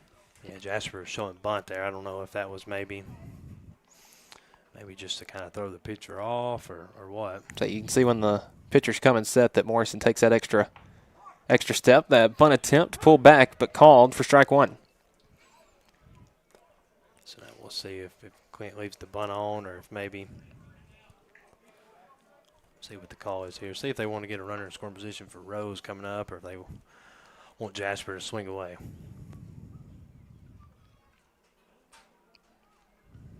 2-1, runner taken off, and back pick to first. Morrison able to get back safely. So I feel like baseball is always one of those things where situations, can look a whole lot cleaner, hindsight. Yeah. Because you could say, if Kilburn, say, grounds into a double play right here, it'd be like, he should have bunted. And if he bunts and maybe Rose gets out or something, you say, maybe he should have tried to hit. So. Yeah, and it's definitely a strategy played game. There's so many different things you can do, and as you said, there's so many situations you could look at. 3-1, swung on out to left field. It looks like it'll drop foul. Bennett trying to make the run and can't get over there. Crashes into the bullpen pretty hard, but it will drop foul. I need to take a second to make sure. Yeah. Again, went into the Lawrence County bullpen wall pretty hard, but seems to be okay. Yeah, he just gave Coach Wright a thumbs up as Clint's walking out that way. Seems to be okay. And again, this isn't a district game. It is a rivalry game, but obviously you don't want to see anybody get hurt for either side. Because, again, both of these teams looking to make a serious push in the postseason. Right. So 3-ball, 2-strike count to Jasper Kilburn. And that pitch from Burleson just outside, misses for ball 4. Kilburn will draw his second walk of the day, and we go back to the top of the order with Brayson Rose. Brayson Rose, 1 for 2, the Wildcat center fielder. An RBI single and a run scored his last time up. Grounded out to the second baseman his first time up. Yeah, Rose started out the year super hot. Average was up close to 500 at one point. He's kind of cooled off a little bit the last couple of weeks and got a pretty good line drive earlier. See if he can and sends that one out into shallow right center field for a base hit. Lyles charges. The throw is going to come in. They're going to try to make a play at the plate, and it is just a bit late. And coming in to score is Morrison, showing the good speed, taking off from second. And an RBI single once again for Brayson Rose. Yeah, Morrison, Braden, he's just an athlete, just a baseball guy, so easily had the speed to score. And relay was pretty close. I thought he was easily going to be there, but the relay got there pretty quick. So Lyles, obviously, we've mentioned a few times a QB for Loretto, so he's got a good arm, able to get that thing in quick. So runners at first and second with one out as Jack Emerson due up. And he has been talking about seeing a beach ball. This kid 2 for 2, 2 doubles tonight, or this morning. A run scored and an RBI. Pretty wild how they've got him played out there in outfield, Michael. I don't know. Oh, wow. Yeah, I mean. If he hits one down the right field line, he might as well just run home. First pitch called strike. I mean, you hit a line drive over Springer's head right there that can tail into the bullpen, and, yeah, it'll be an inside the park home run for sure for him. So really looking at Emerson to be a pull hitter here. The 0-1. Pitch just misses. Aaron blocks it up, keeps the runners at first and second. Yeah, I don't think they got far enough away to try to move up. Because, again, both Veloz and Aaron have a good arm. Yeah, they've shown it off already. 1-1 from Burleson, and it hit him. So got Emerson inside on the arm. And, the home plate umpire saying he leaned into it. So runners will return back to first and second, and I believe that's just going to be a called strike. I think that's the rule. How can you see if I can? Yeah, I mean, he doesn't have to make an attempt to get out of the way, right? I mean, no. I would say you don't have to make an attempt to get out of the way. You just can't lean into it, and I don't think that's what we saw right there.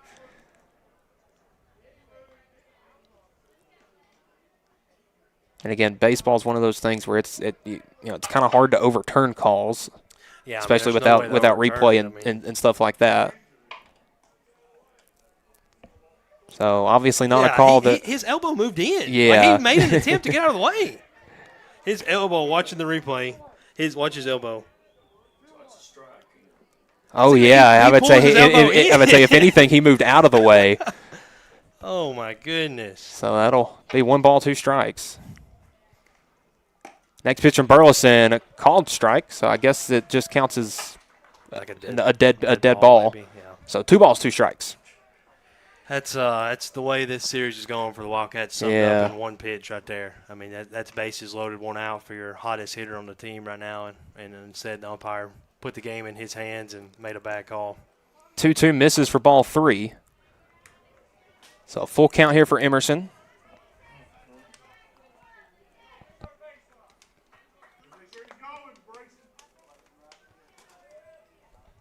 So Rose at first, Kilburn at second.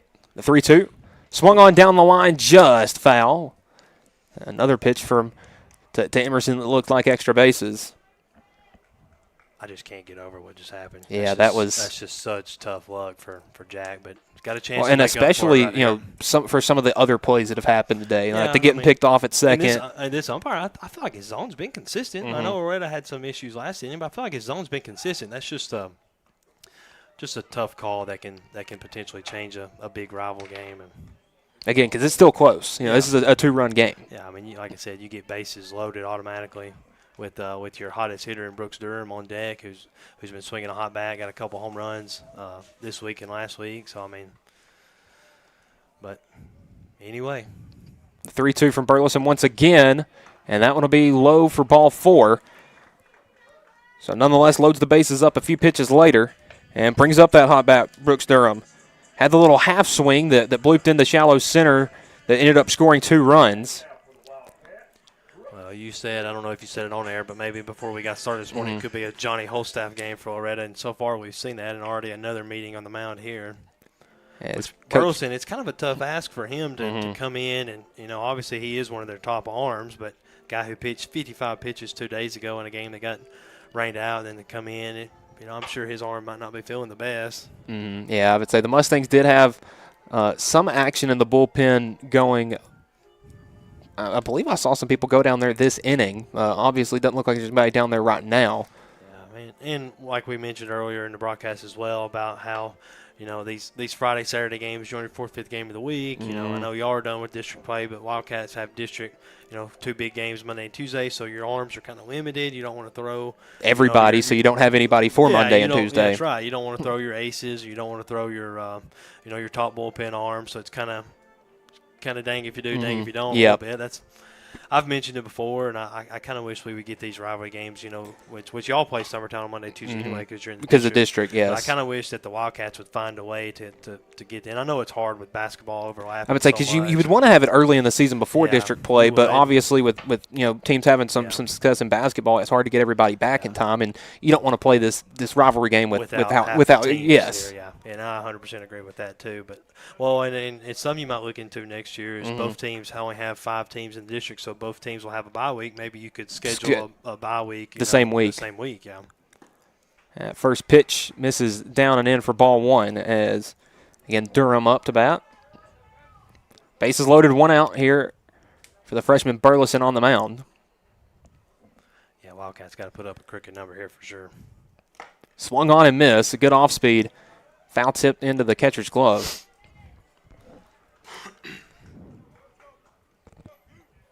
Yeah, Brooks don't need to try to do too much, just like last at bat, just to try to get something in the outfield. 1-1. They're going to say that one's just up. 2 balls, 1 strike. I'm hesitant to say off the plate because sometimes there have been some off the plate called strike today. 2-1. In there for strike 2.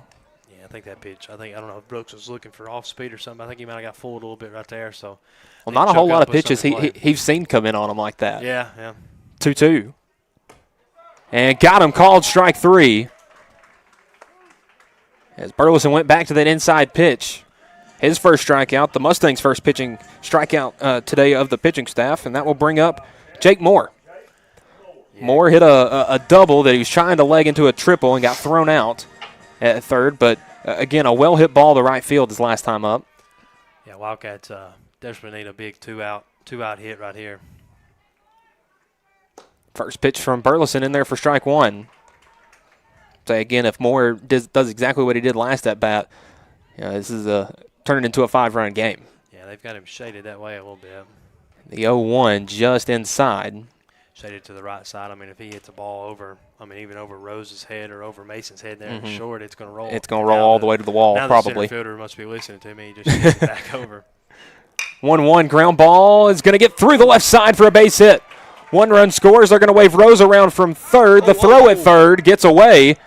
And coming home, it's Emerson. It's going to be a play at the plate. Burleson can't make the tag, and the bases are cleared, and Moore standing up at third. So after a few base running blenders there in the first couple innings, a tremendous base running there to take advantage of the throw and, get 2 runs scored on the hit, and then Jack being able to get home on the misplaced ball, and even Jake being able to go first to third there on the misplaced ball too, with all the attention being trying to get Jack out at the plate. So a bases clearing single for Jake Moore. He ends up on third. And he didn't even need a double into the gap to end up on third and clear the bases off, as Lawrence County is out to an 8-3 lead here in the fourth. Back-to-back 4-run innings. And that one swung up the middle. Tidwell. Fields fires over to first in time for the third out. But another big 4-run inning for the Wildcats as they lead this one as we head to the 5th inning. Lawrence County 8, Loretto 3. We'll be back for the next inning. You're watching Mustangs and Lawrence County baseball here on the X Sports Network.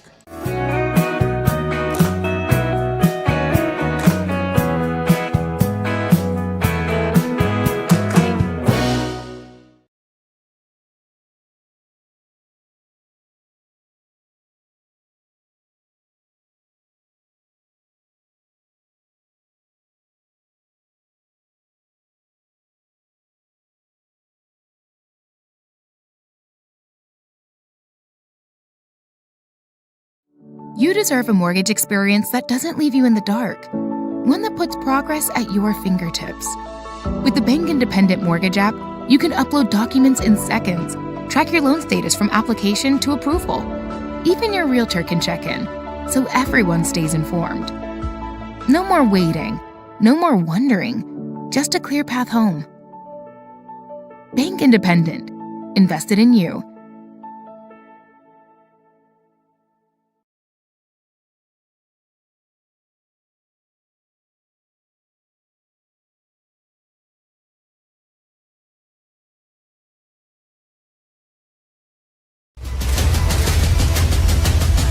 This is the X Sports Network.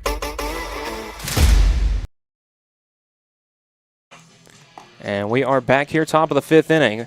New arm on the mound for Lawrence County will be number 6, Trenton Waller. Logan Clayton in left field. So the lefty Waller comes in. Logan Clayton moves out to left field. And Morrison moves from left field back to first. So the Mustangs will go 2-3-4. It will be Tidwell, Springer, and Lyles due up for the Mustangs. Number 13, Mason Tidwell leading off the top of the 5th inning for Loretto. Tidwell 0 for 2 ground outs. Grounded into a double play his last time up. Grounded out to the shorts time his first time. Again, Mustangs would like to see the offense get going here in the 5th after Lawrence County puts up 4 once more in the 4th inning. Waller for the Wildcats coming to the pitch. He's had a tremendous season out of the bullpen for the Wildcats. 11 2/3 innings. Has not given up an earned run yet. Hope I didn't. I was about to say, and first pitch driven, yeah.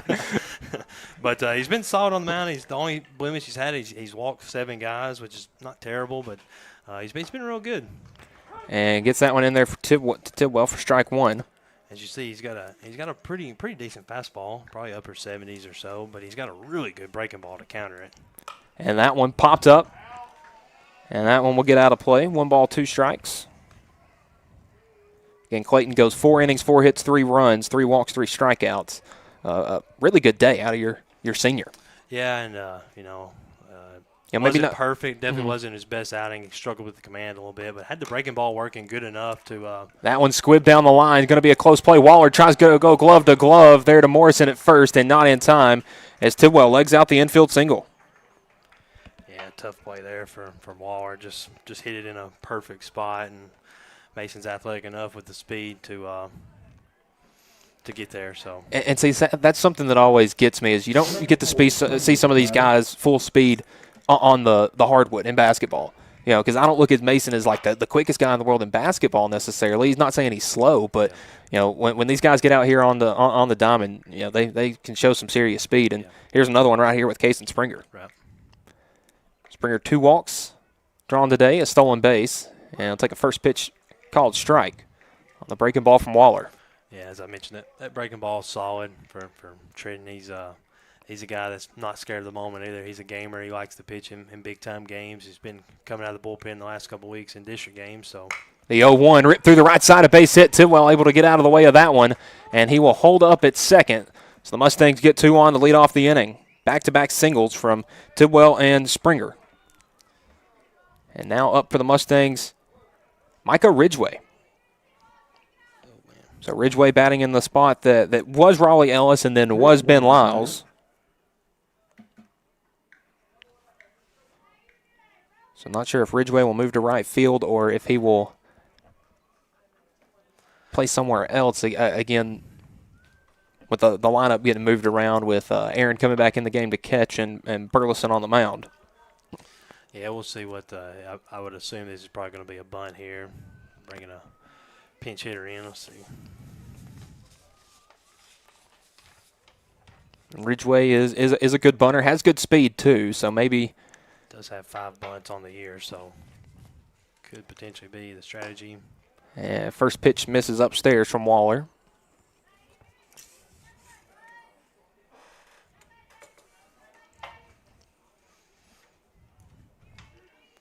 So 1 ball, no strikes. Runners at first and second. And misses upstairs again for ball 2.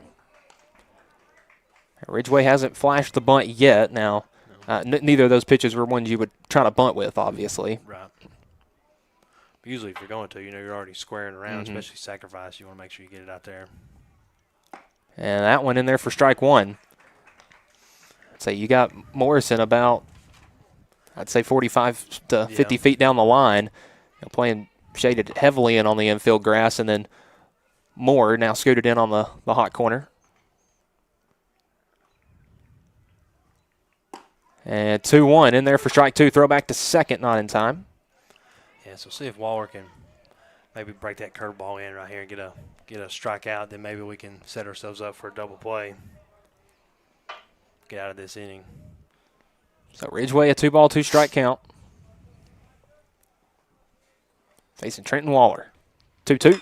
That one lifted out in the shallow right field, and it's going to drop for a base hit. Tidwell rounding third and coming home. Ridgway will hold up at first. There's going to be a play at third, and Springer in there safely. A big pinch hit RBI single from Micah Ridgway, and the Mustangs have cut the deficit to 4. Yeah, good pitch hitting there from Ridgway. Coming in off the bench and able to line drive into right field. So.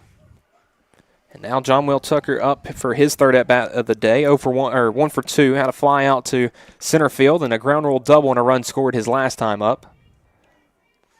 Yeah, and at the rate of this game, 8 runs might not be safe for the Wildcats. Yeah. Seems like both teams are hitting the ball well today, and which I'm good with. I'm probably a pitcher's duel kind of guy, but I like to see some offense as well. I would say if we had like a 2-1 game and then like a 12-11 game, I'd be fine with both of them. Because I would say I'm also a fan of a good pitching duel. As that first pitch to Tucker misses outside. Yeah, and I did give the announcer's jinx on Waller. It would be his first earned run of the year, which is tough luck with Tidwell hitting the. But again, if you come to that part in the Mustangs lineup and you give up a couple hits and a run, definitely nothing to get upset about. There ain't nothing wrong with that, no. And Trenton needs to just settle back down. If you give up this run at third, there's no problem. Let's maybe try to get a double play here and get 2 outs. I'd definitely trade 2 outs for a run any day of the week right here. And the 1-1 in the dirt for ball 2. Landon Bracey's still down there tossing a little bit as well. They're telling him to start throwing more than toss. And the 2-1. Tucker pops that one up, and it will be foul out of play.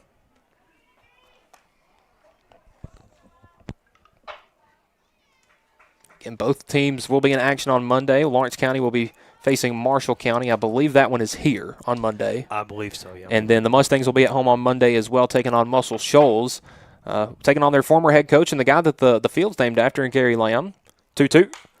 Tucker pops that one up, and it will sail out of play as well.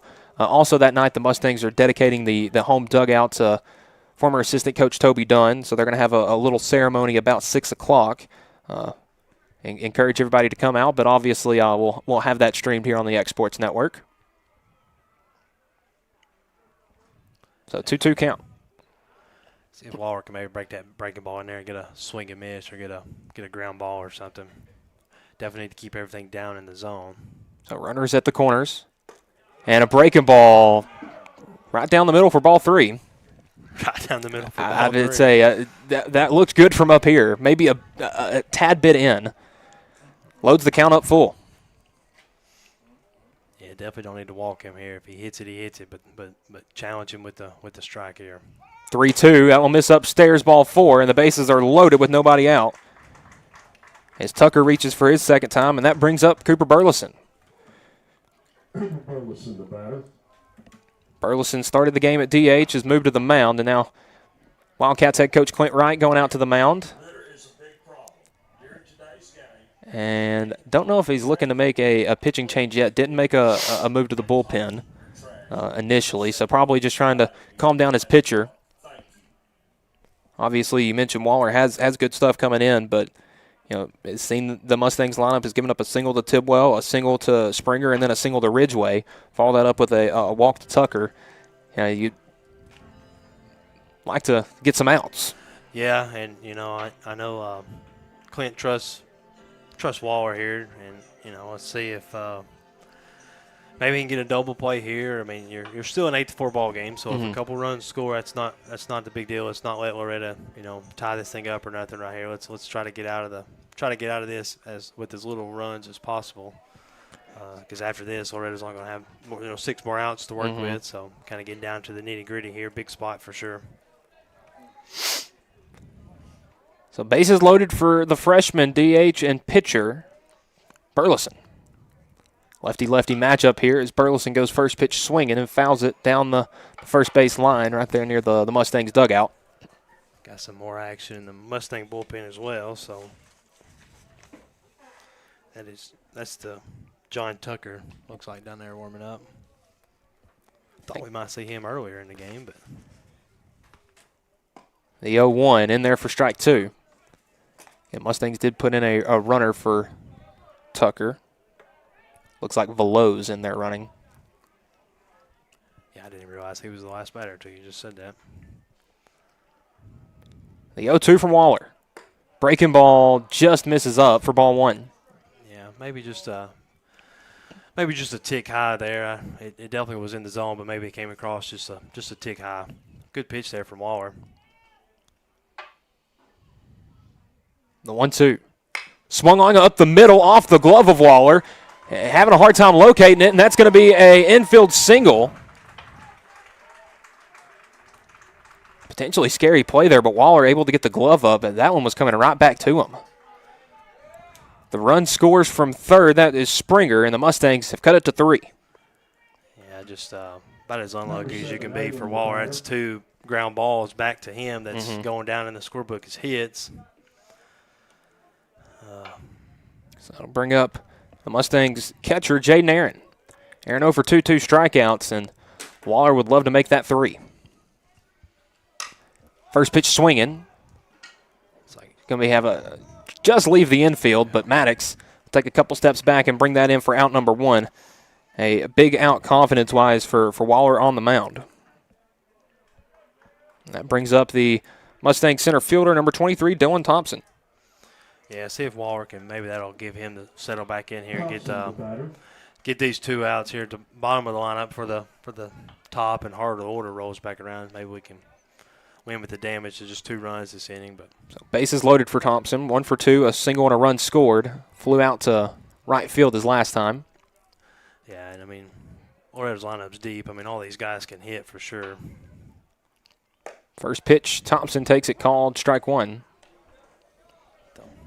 Obviously a big spot in the game here, Loretto's they've done a good job hanging around in this game and staying in it, and they could be a couple swings away from maybe tying this thing up this inning. And Orange County trying to get out of the jam and keep this a 3-run ball game. Thompson shows bunt, rolls it down the first baseline. Waller tries to go home, and Thompson safe at first. Another infield single. The runner scoring is Ridgeway, and the Mustangs have cut it to 2. That's the third ground ball to the pitcher that goes down in the scoreboard as a hit. That's now the tying runs at second. So Thompson, his second hit of the night, or the morning, pardon. That'll bring up Braden Bennett. Bennett hitless, but has reached twice, has been hit by a pitch and reached on an error. Hit a ground ball down the third base line that Moore had a tough time bringing in. And first pitch misses by Waller. Yeah, Waller just settle back in. I think just trying to do too much a little bit out there. Just settle back in and try to. They looked really comfortable against Aaron after giving up a couple of straight base runners. But Thompson keeps the hit parade going. Throw back to third, not in time. Yeah, it's just so unlucky that you've got 3 ground balls right back to you. That's just been, one off your glove, one just in a good spot, then right there to the bunt, you're just trying to go home and just couldn't get it out of the glove fast enough to maybe have a play at it. So. And again, that looks like Owen Johnson in there running, not Vinny Veloz running for Tucker. 1-1 count. Here to Bennett. Bennett, half swing. They're going to say he went around strike 2. So a 1-ball, 2-strike count to the Mustangs left fielder. That's big there. Maybe Waller can get that breaking ball, get a strikeout here. Top of the lineup moving for the Mustangs. Yeah, Grant Fisher on deck. 1-2 count here to Bennett. And Braden sends one out to deep left field. Under it is Clayton. There's going to be a play at the plate. The relay isn't just late. Johnson able to score, makes it a 1-run game. Was a really, really close play. And I may agree with you, Dawson. That looked like an out from here. I mean, we ain't getting none of these calls have gone our way today, man. I mean, that's just like he's out. He's out. So sac fly RBI cuts it to 1. The run scoring is Johnson scoring for Tucker, who reached on a walk. And back to the top of the order. I mean, Clayton with the perfect throw. I mean, I don't know if maybe Jake should have let that go. I mean, it was a perfect relay from Jake. I mean, I don't know if it would have had the velocity to get there, but, I mean, everything was perfect. Just these 50-50. Just didn't get the call. None of these 50-50 calls today have gone our way. I thought Jake was potentially safe on the bad throw in the first or second inning. Didn't go our way. And first pitch misses outside, just off the plate for Grant Fisher.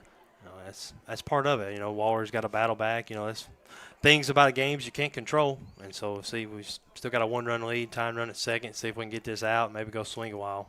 So Fisher 0 for 2 has reached on a walk. And has a 2-0 count right here. Again, does have a base open. Burleson the runner at second, Thompson at first.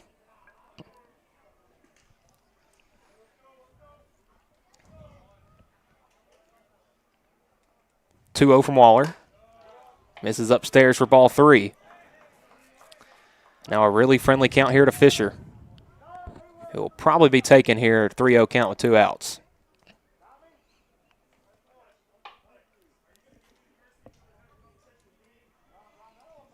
Home plate umpire having a conversation with some of the fans, it seems. No, I was talking to Clint. I don't know if he was telling Clint to get back in the dugout or. And another timeout as home plate umpire has now had to go have conversations with both teams' head coaches and has somebody in the dugout saying something. As this conversation has made it a lot closer to the Wildcats' dugout than others, is calling out a player for saying something, and Clint Wright defending his team. And I don't know if it was he thought a player had said something that was apparent, but this is the second time the umpire has heard something that he didn't like. And yeah, I don't know. I don't want to speculate on anything, but it sounded like it might have been coming from the stands. I don't know if the umpire maybe thought it was from the dugout. Yeah. Again, a lot of passionate fans here. It's not a district game. It's not even a game between two teams in the same class, but it's Loretto Lawrence County. You want to win. Oh yeah, for sure. And and a lot of things just in this inning have not Yes. gone our way with the infield hits and the play at the plate that looked like it could have went the other way. I mean, that's just part of it. I know tensions are high for both sides, especially Lawrence County. They obviously want to win today. You don't want to get swept by your in-county rival. So just tensions are high, and unfortunately, Waller's got a 3-0 count here with Tidwell on deck. So he's got to find a way to bust one strike in there. Pick back to first, and it gets away. And they are going to wave the runner around third. Here comes Cooper Burleson to tie the game. Thompson at third, and we have tied it up at 8 apiece. A 4-run fifth inning by the Mustangs. Waller was trying to pick off at first to get Thompson. The throw got away from Morrison, and again with a lot of foul territory down both lines, was able to score from second was Burleson, and all the way to first to third is Thompson. So still a 3-0 count. Pardon, a 5-run fifth for the Mustangs.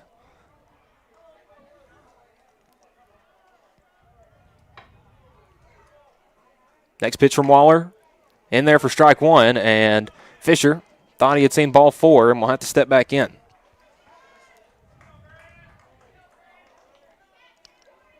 One thing I will say tonight is nobody, either team, purple, whether you're wearing purple or black and gold pinstripes, you have not liked some of the calls at the plate. And that's just part of it. He's not going to – every call he makes is going to upset somebody. Yes. Seems like these 50-50 – we haven't got a single one to go the Wildcats' way. And, there's nothing you can do about it. And we've shot ourselves in the foot this inning and let Loretto – it was an 8-3 ball game coming in this inning. You give up 5 spot. That's not on the umpire. That's on us. And so – 3-2 will be low and outside, and ball 4. So Fisher able to reach second time via walk. And here comes Mason Tidwell. Tidwell 1 for 3 tonight. 2 ground outs, a single and a run scored. Yeah, and just the difference in a game is if the call at the plate is called out, then it's 8-6. Yes. And we could already be in the 6th inning now, but instead it's a tie ball game and got your best hitter up in a big spot, and a chance to take the lead here for sure. So Thompson the runner at third. At first is Grant Fisher. And at the plate, Mason Tidwell. And Waller hasn't pitched bad, just got some unlucky bounces and a couple balls off his glove. And, I like him being able to work out of this jam here. Tidwell, ground ball foul. You see that pitch right there. The stuff is, he's got tremendous stuff with the breaking ball, and he's able to locate his fastball. So I would say you could see with Tidwell chopping that one foul that one had a little more break on it than Tidwell thought. Yeah. He's got really good stuff, just a sophomore. So. Been pitching in some big spots. Again, that is the luxury for this Wildcats team. Only the one senior, as Tidwell takes that one in the dirt and trotting down to second is Fisher. And again, Durham not making the throw, doesn't want a double steal put on by the Mustangs there, the delayed steal. And it's always so funny when the catcher pops up and you just see somebody jogging to second. But yeah, I don't know if we shouldn't just put Mason on here and have a force at every play. He's got disaster written all over it. And pops up and will just get out of play. So 1 ball, 2 strikes. Well, now you got 2 strikes on him, so you want to definitely don't want to put him on now. You want to challenge him now, but I still wouldn't give him anything in the zone. I'd have that breaking ball as low and away or as low and in as I could have it, and try not to give him anything to barrel up.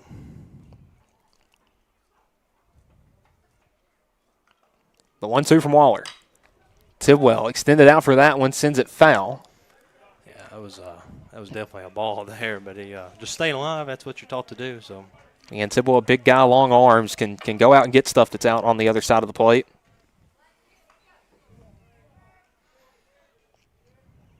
But is any good hitter loves a good high and in fastball. 1-2. Went elevated with the breaking ball there out of the zone, and he fights that one off to stay alive. Yeah, I don't know if that was the spot Waller wanted want it to go in there. And now you've shown Tidwell the breaking ball a few times just a bat. At some point he's gonna get a good swing on it. So maybe set that fastball up outside, down and out again. So once again, the 1-2 from Waller. That misses for ball 2, and Durham, a really good job to go out there and get that one. If that gets away, you'd almost assume that Thompson would score. Yeah, you'd probably be guaranteed to get a run there unless it ricocheted right back to Durham off the wall. I'd say Community doesn't have a very much foul territory from the home plate to backstop. Is the 2-2 is skied out to center field. Pardon, to right field. Kilburn chases under that one and brings it in for the third out. But the Mustangs put up a 5 spot in the top half of the inning. We'll see if Lawrence County can grab the lead back in the bottom half of the inning when we return here on the X Sports Network. Good Works at Home, formerly known as the Summit at Home, is a licensed non-skilled agency dedicated to helping you maintain your independence at home for as long as possible.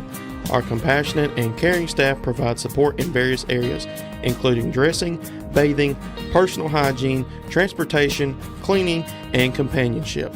Please call our office about services, payment options, and long-term care policies at 931-762-2310. We look forward to assisting you with keeping your independence longer.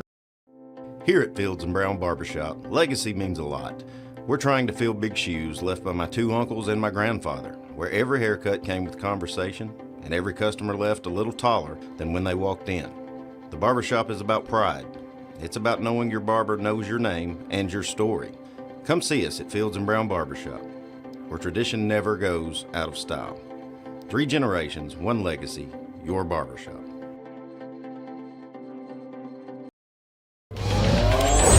Going the distance with local sports. This is the X Sports Network.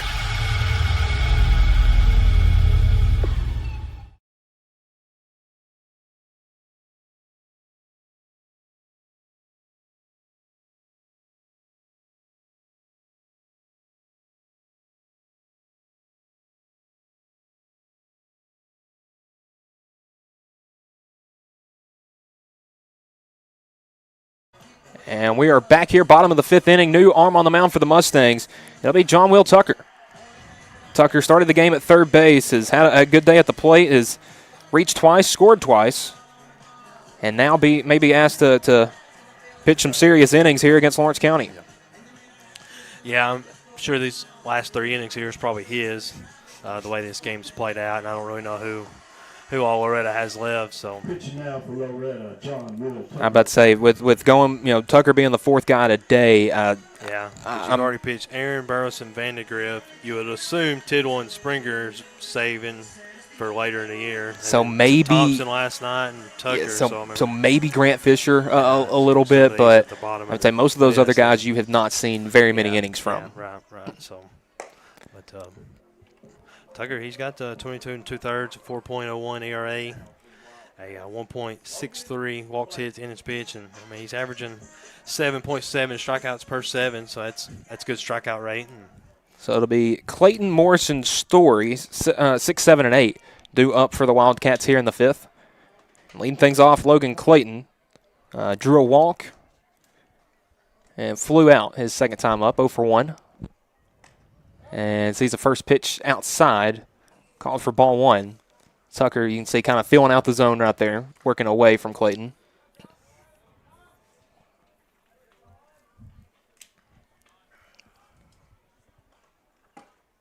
Next pitch in there for strike 1. So you see Tucker and Thompson at the top of the innings pitch for the Mustangs this year. They were the Monday, Tuesday guys before you got the basketball guys back. As that breaking ball just misses.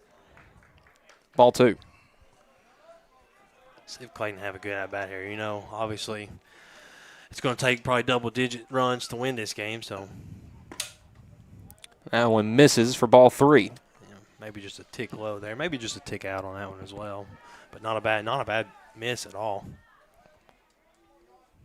3-1 to Clayton, swung on, foul down the third baseline, loads it up full. I feel like I've seen more full counts this year than ever. Yeah. And That's something that our pitchers have kind of struggled with here lately, is going deep in counts, running the pitch count up. The 3-2 swung on foul and popped up actually to right field. It's going to be a tough play for Ridgeway. I'd say crashes into the wall a little hard there, but seems to be okay as that one lands in the Mustangs bullpen. So we've seen both corner outfielders for the Mustangs now go hard into the wall. Yeah.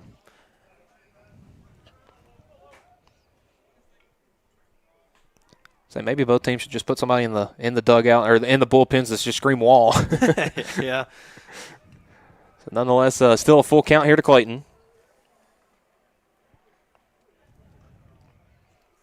And swung on and miss on the slider. Strikeout number 1 for Tucker. Strikeout number 2 of the day for the Mustangs pitching staff. That strikeout brought to you by Lawrenceburg Marine. Yeah, unfortunately swung at ball 4 there, just a little too aggressive, but Only 5 combined strikeouts between the two teams today. It is not, there weren't a whole lot of swing and misses last night either. Yeah, and that's something the Wildcats have done a good job. They've won a couple games this year without striking out once. It's pretty impressive. Wow. That one right back up the middle, knocked the hat off Tucker. And Braden Morrison, his second hit of the day. He's got good contact on all 3 of them. It's just, again, had that one with 2 outs that hit Clayton.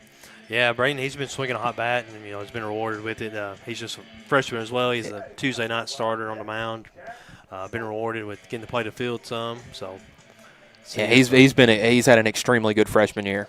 Yeah, he's the number 1 left-handed pitcher in the class for 2029 in the state of Tennessee. So he got a fastball that can run up 90, 91. So, and having that as a freshman, as that one's sent out to right field, Ridgeway camps under it and brings that one in for out number 2 as Story goes down flying out to the right fielder. And to the back of the order with Jasper Kilburn. 2 walks, 2 runs scored for the Wildcats right fielder. Showing even in a game when there's been a lot of hits that being patient at the plate can score you some runs too. It'll be up with Morrison on first. Quick pick. Morrison back safely. I'm trying to think. I don't think there's been a whole lot of games that Tucker has pitched where Springer's been the man on first. Next pitch swung on and miss for strike 1. Tucker, one of those guys that was kind of thrown into the fire, so to speak, last year as a freshman. And that's seemed to pay off. Looks really confident for a sophomore. That one fouled off, 0-2.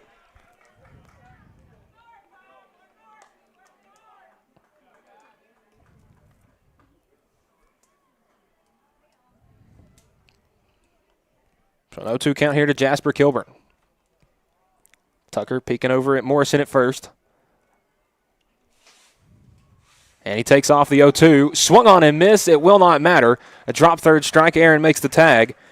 And that will do it for the bottom half of the 5th inning. The Mustangs put up 5 in the top half and then a 1-2-3 inning, a 4-person inning in the bottom half. The Mustangs will bring their bats back to the plate when we return. You're watching the Highway 43 series here on the X Sports Network.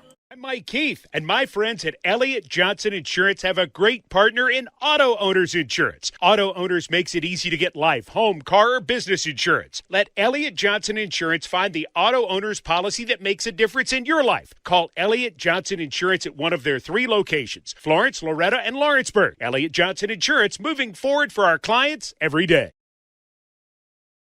Looking to transform your home or commercial space? Lawrenceburg Flooring is your local stop for flooring, tile, and custom blinds. From sleek hardwoods and waterproof LVP to stunning ceramic and water jet tile, we've got the styles, colors, and prices to fit every taste and budget. With financing options available, visit Lawrenceburg Flooring today, where your design dreams become reality. Your floors, your style, we've got you covered. Arts, crafts, stationery, journals, books, educational toys, wrapping paper, devotionals, greeting cards, and much more can all be found at Paper and Thread in downtown Lawrenceburg. Shop local to find the perfect gift or have a custom gift basket made for just the right occasion. Paper and Thread has a party room now available for birthdays, classes, and so much more. We could go on and on about all the neat things you'll find at Paper and Thread, but you just need to hop in your car and head down there. 106 North Military Avenue in Lawrenceburg is where you'll find them and discover what makes Paper and Thread awesome. That's Paper and Thread in downtown Lawrenceburg, 106 North Military Avenue, just north of the square. Going the distance with local sports. This is the X Sports Network.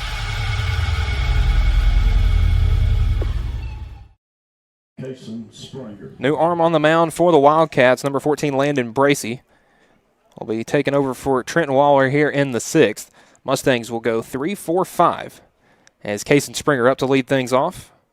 Springer 1 for 2 on the day, has a single run scored and scorches that one over to first base. And an easy play for Morrison. 1 pitch, 1 out. And Springer had reached 3 times leading up to that at bat. 2 walks and a single. And that will bring up the right fielder, Micah Ridgway. Ridgway inserted into right field here recently, I believe the 4th inning. And 1 for 1. And an RBI single and a run scored. Was in that big run at 5th inning.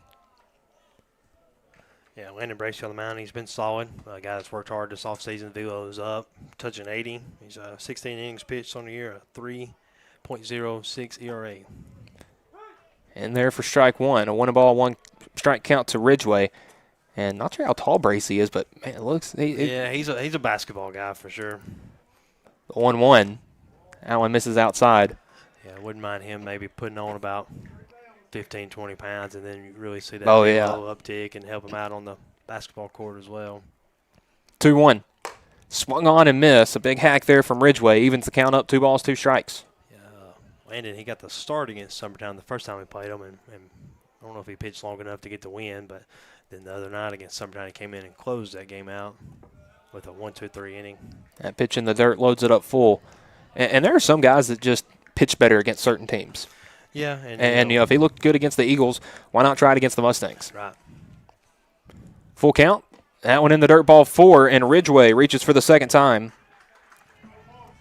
Done a really good job filling in. Obviously, Ellis went 0 for 1 and then got injured. Lyles filled in and went into right field, went 0 for 1 with a strikeout, and then Ridgway's come in and reached twice.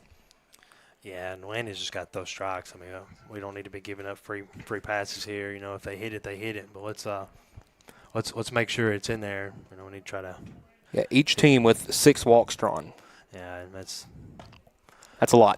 Yeah, and then as we've mentioned about 100 times, that's just part of a Friday, Saturday game with you get some younger arms in or get some guys who haven't thrown a ton of innings pitching and just kind of a free-for-all game. Quick pick back to first. And this is sometimes how you can, you mentioned it when you get into district and region tournament play that you probably need 3 or 4 good starters. And and sometimes this is how you find that guy. That's right, yeah. And I know Landon's a guy they would definitely going to probably have to use in the postseason as well. 0-1, Ridgway taking off for second. Throw down from Durham, gets away. And it gets into center field. Ridgway will hold up. Again, that's one of those, if you don't break stride, you probably could have made it, but obviously, don't expect that one to go into center field. Yeah. And good job by Rose there to quickly get behind that one. Again, with Tucker in, the outfield's pushed back a little bit. Yeah, and you don't want to make a third out there at third. The Wildcats have already done that a few times tonight, makes them run themselves into some outs. So the go-ahead run at second, last thing you want to do is get out at third. You're already in scoring position. So an 0-2 count here to Tucker. Yeah, Tucker's going to have to shorten up and try to, put something in play. See if Bracey can maybe get that slider working right here. Say a good gap between first and second baseman there on the right side. And Tucker calling for time. Bracey being patient on the mound. And I always love the little kind of chess battles, so to speak, for in these games. Pitchers waiting a little bit before throwing a pitch, this, that, and the other.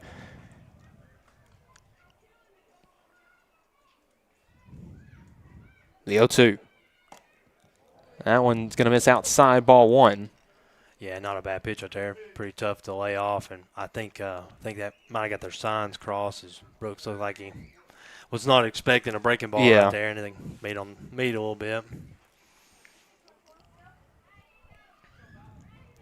Again, Durham, an extremely experienced catcher. Yeah, he's smart as a whip behind the plate, too. The 1-2. Swung on and missed. A huge strikeout there for Bracey. And 2 down here in the inning. Only the 3rd different Mustang to strike out today. And that'll bring up Cooper Burleson. A big opportunity for the freshman, 2 for 3. Has 2 singles, 2 runs scored, and an RBI today. Yeah, Burleson, he's impressed me the last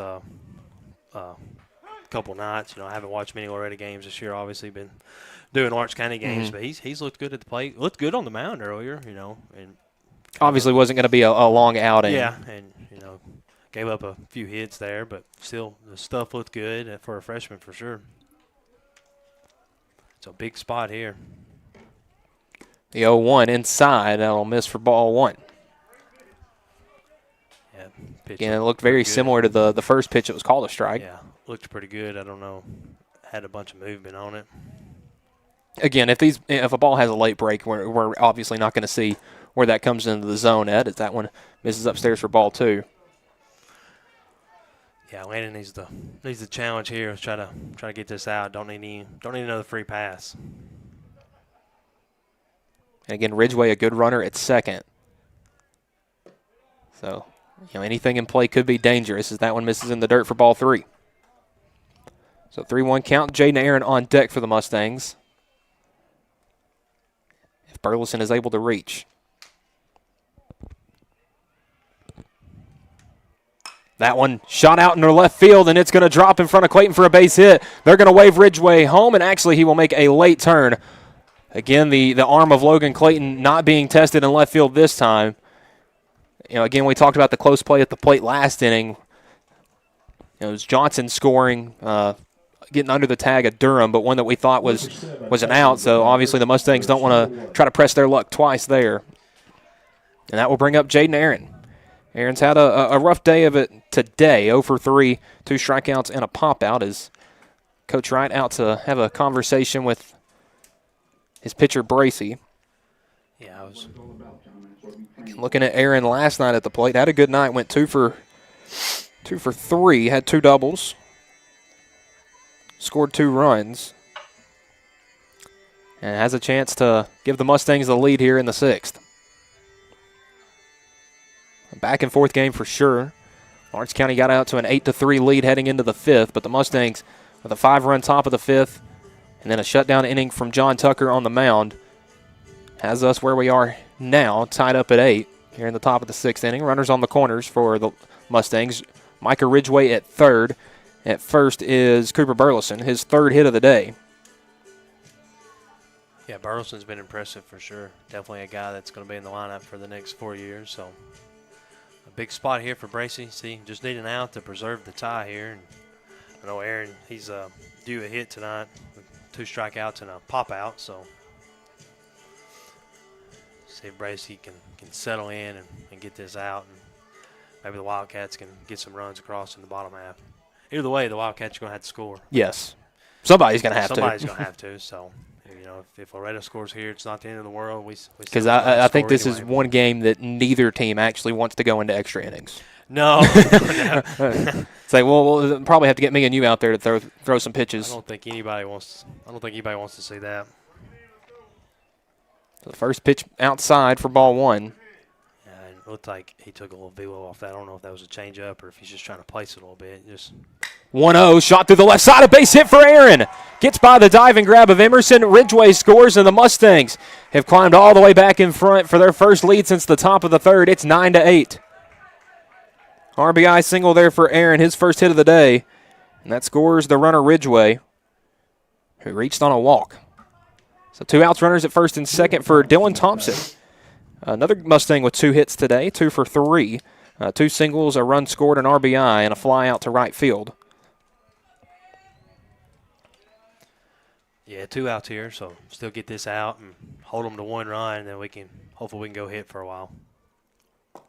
First pitch in the dirt. Durham, good job staying in front of that one. Yeah, it seems like Bracey got that quick out and got the ground ball on the first pitch and then had the walk. And ever since the walk, he's just like he's overthrowing a little bit, just need to trust his stuff. Slow dribbler. It's going to be a close play for Moore. Moore, glove, throws across the diamond in time for the third out. And a big out at that. But the Mustangs do capture the lead back here in the top half of the sixth. The Wildcats will bring their bats to the plate when we return. You're watching the Highway 43 series here on the Exports Network. Are you tired of missing out on family life just to be treated like another truck number? Since 1986, Southeast Carriers has been a family-operated business based in Lawrenceburg, Tennessee. Being family-owned ourselves, we understand the importance of family, which is why we value it above all else. With our large number of dedicated lanes and our friendly staff, we are able to evenly divide your home time with the amount of time you spend on the road. We offer multiple benefits with large company pay now starting at $20 per hour, all while keeping a small company environment. For more information, visit our website, southeastcarriers.com, or check us out on Instagram and Facebook.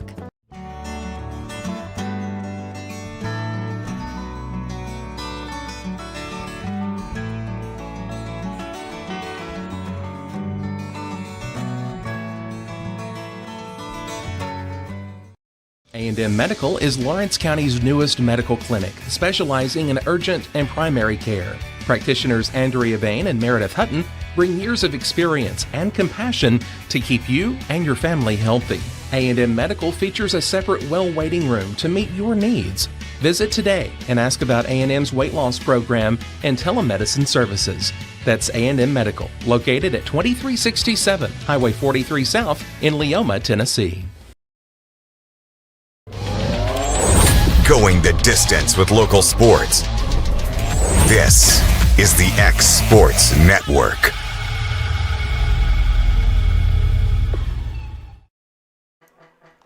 And we're back here, bottom of the sixth inning.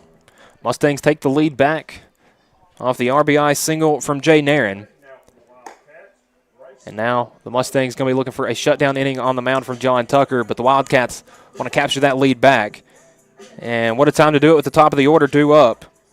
Fourth time through the order. Leading things off will be Brayson Rose. Rose has had a good day. 2 for 3, 2 singles, 2 RBIs, 2 runs scored. And a chance to add to that right here.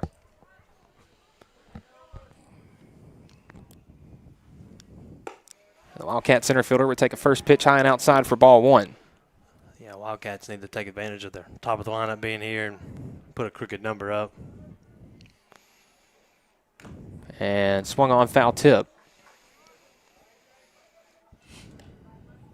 That one looked like it went off a part of Jaden Aaron there, but it seems threw a thumbs up to the home dugout, to his dugout, so seems everything's okay. 1 ball, 1 strike. And Tucker has that one fouled off. Has Rose in a 1-2 count.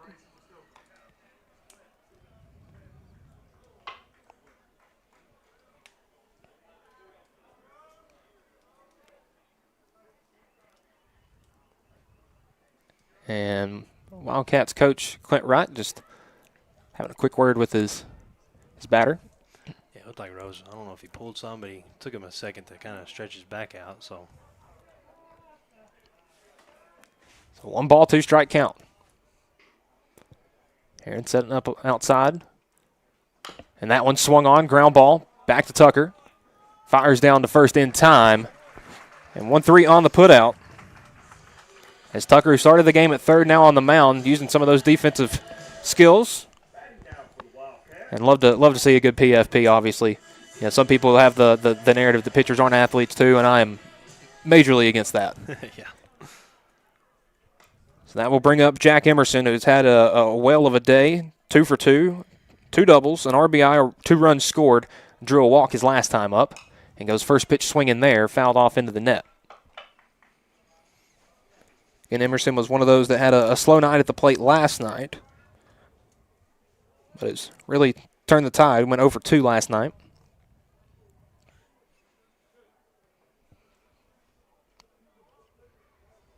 The 0-1.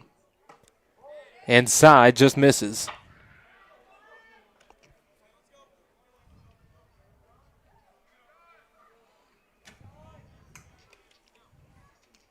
The 1-1. That one misses outside. And honestly, Dawson, I'm surprised there haven't been more hit batters as much as kind of the strike zones, I guess, outside to right-handed batters and inside the left, as that one swung on and missed for strike 2.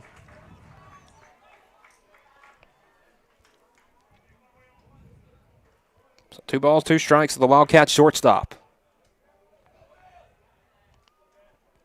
Emerson's had a busy day on the base paths and defensively. Sees a 2-2 from Tucker, pops that one up. It's going to be in no man's land out there in shallow right, and camping under it is Ridgway, who charges in to bring that one in for out number 2. 2 down here in the 6th. So blooper out there to Ridgway and right. We'll bring up Brooks Durham. Durham 1 for 3, and that 2-run single back in the 4th. Fly out and a strikeout to go along with that. First pitch called, strike from Tucker.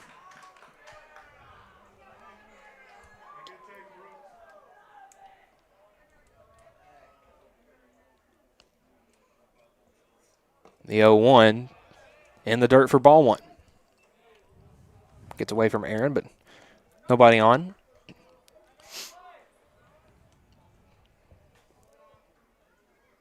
One. Swung on and missed for strike 2.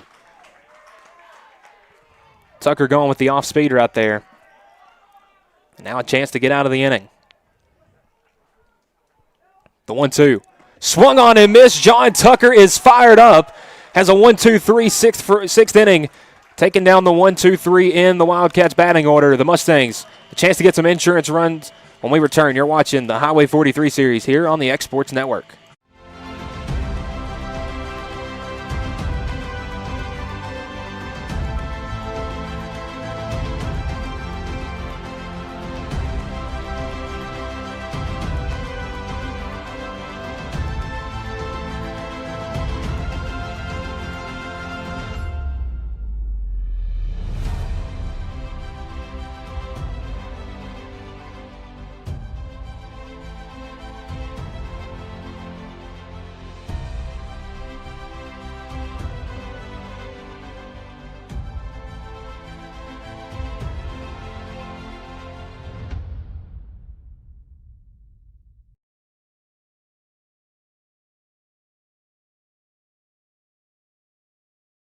Hey, this is Phil Hooper. Get the look you want for your favorite school, church, or business with apparel from HD Ink Screen Printing in Leoma, Tennessee.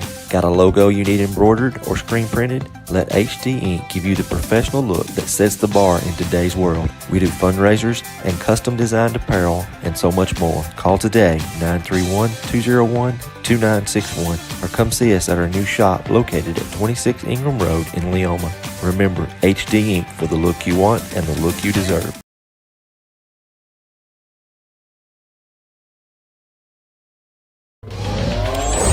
Going the distance with local sports. This is the X Sports Network.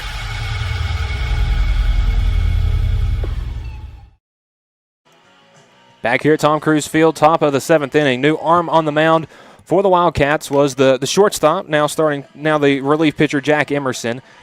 Jake Moore moved from third base to short. Dylan Perry is now in the game at third base. Yeah, Jack, he's only got 1 appearance on the year. Been at short a bunch, but he has touched 90 on the bullpen. So. I was about to say, usually your guy at shortstop's going to have a good arm.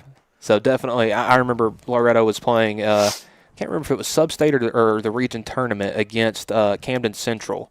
And they brought their shortstop in.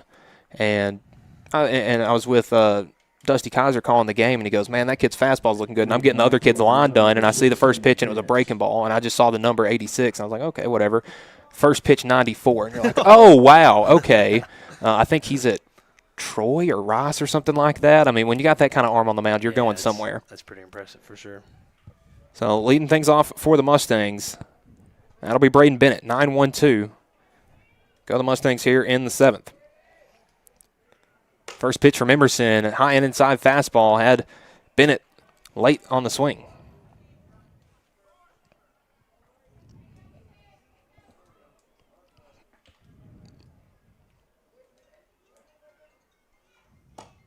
The 0-1 from Emerson just misses outside. Evens the count up. Outfield shifted slightly to the left. As that pitch in there for strike 2. Bennett, not a crazy pull hitter, but again, is more frequent to go to the left side. 1-2. Swung on and missed. A big strikeout for Emerson. Sits down the first batter. Now back to the top of the Mustangs order with the second baseman, Grant Fisher. Fisher 0 for 2 today, 2 ground outs, but has been able to draw 2 walks. And would love to get on base for the 2 bats behind him if they are able to come up to the bat. And sends that one back up the middle, the first base hit of the day for Grant Fisher. And he's on with 1 out. Fisher just sent that one right back up the middle. And that'll bring up Mason Tidwell. 1 for 3. Single or run scored and 2 ground outs.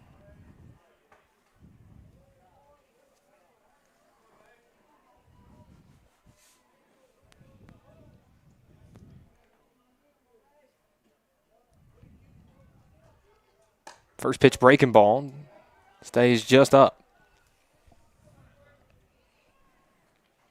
Again, Tidwell being 1 for 4 at the plate today. Not his, probably his favorite day, but obviously a chance to add on to it right here. 1-0. That one stays low for ball 2. Yeah, the hit he had went about 20 feet, but was just soft enough for him to leg out an infield single. So that's all it takes sometimes. A lot of times you don't have to barrel up every ball to get on base. 2-0, foul tip. Chasing another low pitch there, and you can tell Emerson attacking the bottom third of the zone, trying to get a ground ball double play to get out of the inning. Yeah, I definitely need to put a 0 on the board if you're the Wildcats. Haven't done that since the second inning. Don't need to let this get 10 or... Runner taken off, and Durham has a tough time bringing that one in. And getting a second there, his second stolen base of the day, Grant Fisher. So a runner in scoring position with 1 out for the Mustangs.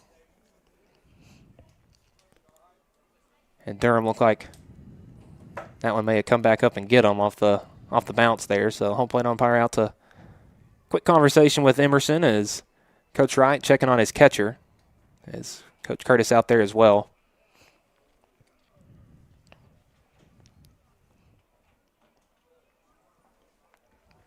And that's another thing I love about the area locally is all 3 of the coaches and all the players on all the teams have a pretty good relationship. There's not a bunch of sour feelings between 2 teams because obviously that can happen with rivalry games sometimes. But honestly, and I don't think this is a bad thing, but I think the Loretto Summertown and the Loretto Lawrence County rivalries as of right now are rather tame on the more sportsmanship side of things, and you love to see that. When you got 2 good teams that just coming out on a Saturday morning to play some baseball. Yeah, we'll see if Brooks looks like he's getting up, going to be all right, and just catch his breath a little bit. So it seems that Durham is okay. Again, took a couple shots last night, and again, catching is,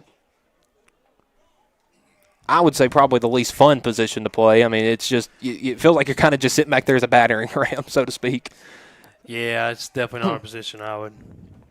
Not very glamorous, sure. but it's one of those positions where if you're good, you're really good. And it's a blessing to have a good catcher on. Yeah, and Brooks is super smart too. I think his ACT scores in the mid-30s or so. He wants to go to one of them Ivy League schools, so. And Tidwell swings and misses there. Strike 2. Loads the count up full. And catcher, I kind of look at that as sort of your middle linebacker defensively. You got to know everything. Brain of the defense. And to have a guy as smart as Brooks back there, it is a blessing. Yeah, he calls a good game for sure. So Emerson, a full count to Tidwell. The 2 shortstops doing battle here. 3-2. Challenged him and went upstairs with the fastball. Popped out to shallow right center. Charging on it is Kilburn. and he'll bring that in for the second out. He's Mason's hit a bunch of fly balls that are kind of MLB style fly balls that are sky high, hard to catch. I would say on an overcast day like today, it takes you a minute to find that ball. Yeah, for sure. So Kason Springer due up. Looks like they're going to walk him. And probably a smart decision. That'll be his 4th time reaching today. Second intentional walk, too. Michael Ridgway, the batter. But Ridgway's been on base both of his at-bats, so, I mean, nothing's going to be an easy out. Yeah, nothing's going to be an easy out, unfortunately. Looks like Springer is coming in. I would almost bet they're going to have him go to the bullpen, maybe try to close this thing out. And maybe. I mean, it's it's going to be a big inning, obviously, unless the Mustangs can really get a big 2-out rally going. So he was in a hurry to get in the dugout, but I don't. And it looks like they are sending him down there real quick. So could be a potential to have Kason Springer as that foul ball almost got Tucker and almost snuck into the Mustangs dugout as well. And I believe they had, I think it was in this game, if not last year, 2 years ago, a foul ball go into the dugout and get one of the Mustangs players. Oh, my.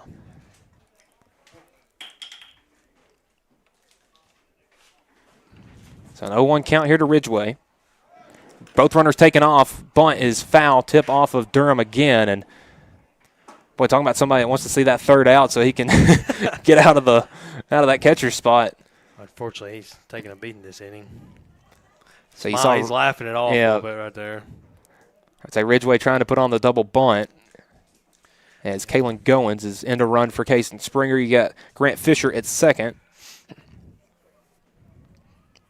Again, would have been nice to get both of them in scoring position.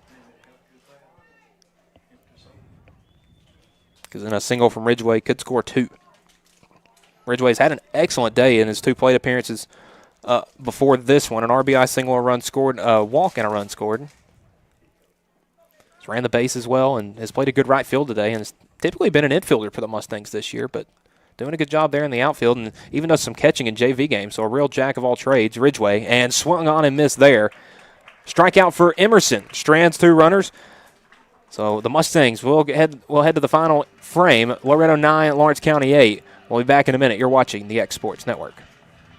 Hey, this is Phil Hooper. Get the look you want for your favorite school, church, or business with apparel from HD Ink Screen Printing in Leoma, Tennessee. Got a logo you need embroidered or screen printed? Let HD Ink give you the professional look that sets the bar in today's world. We do fundraisers and custom designed apparel and so much more. Call today, 931-201-2961, or come see us at our new shop located at 26 Ingram Road in Leoma. Remember, HD Ink for the look you want and the look you deserve. Bringing a taste of New York to the Tennessee Valley since 2013, Pie Factory has just the pizza to satisfy your craving. From sweet to savory, from pies to calzones, we make it all fresh, by hand, every day with our tried and true age-old techniques. Pair any pie with our ranch made in-house, an unbeatable combo. Whether you're dining in or taking it to go, we know you'll love our specialty pizzas. Stop by our location on the square in downtown Lawrenceburg or order online today. Choose Keaton Services Group for all your outdoor needs. We provide pressure washing, soft washing, lawn care, and landscaping to residential and commercial customers. Call owner Jackson Keaton today to schedule your service. Licensed and insured. Going the distance with local sports. This is the X Sports Network.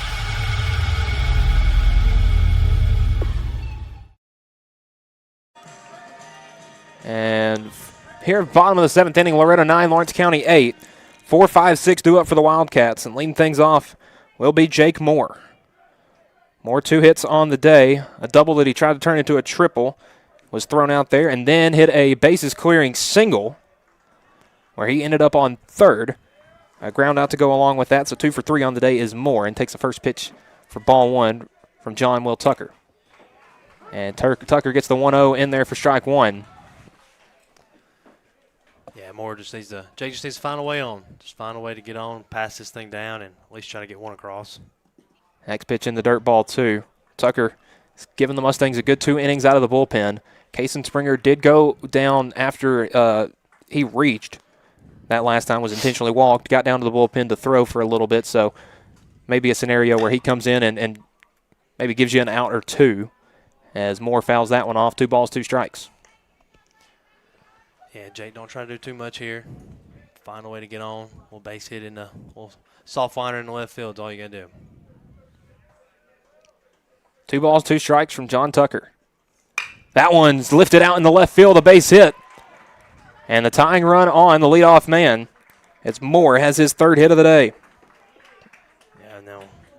See, Hud's been swinging a pretty, and now Springer's going to come in now, looks like. I would assume so. We'll see. And, yeah, he is bringing Springer over, so Kason going to the dugout to get his pitching glove. We'll throw his first base mitt into the dugout. So while Kason Springer warms up and the Mustangs go to the bullpen, we're going to take a short break, and we'll be back in a minute. You're watching the Highway 43 series here on the Exports Network. Welcome to Mid-South Barndominiums. We realize there's a lot of options when it comes to finding a builder for your next home. Here at Mid-South, we understand that customer service, quality, and selections are very important. It's a very large time, money, and an emotional investment, and we're here to listen and care. We realize the kitchen's the most used and abused room in the house.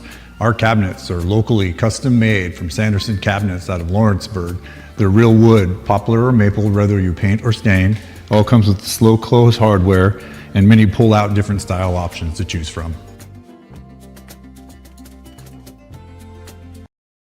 You know, Storing Lee Furniture is not just some huge chain store, but we do have a 144,000 square foot showroom right here in Leoma, Tennessee. The Story family has worked together in the business now for 55 years. And a familiar face is here to help you with whatever you need. That's what being a part of the community right here in the Tennessee Valley means. And if you have an issue, we're right here to take care of it. And don't forget free delivery. We invite you to come see us. We're Storing Lee Furniture. Going the distance with local sports. This is the X Sports Network.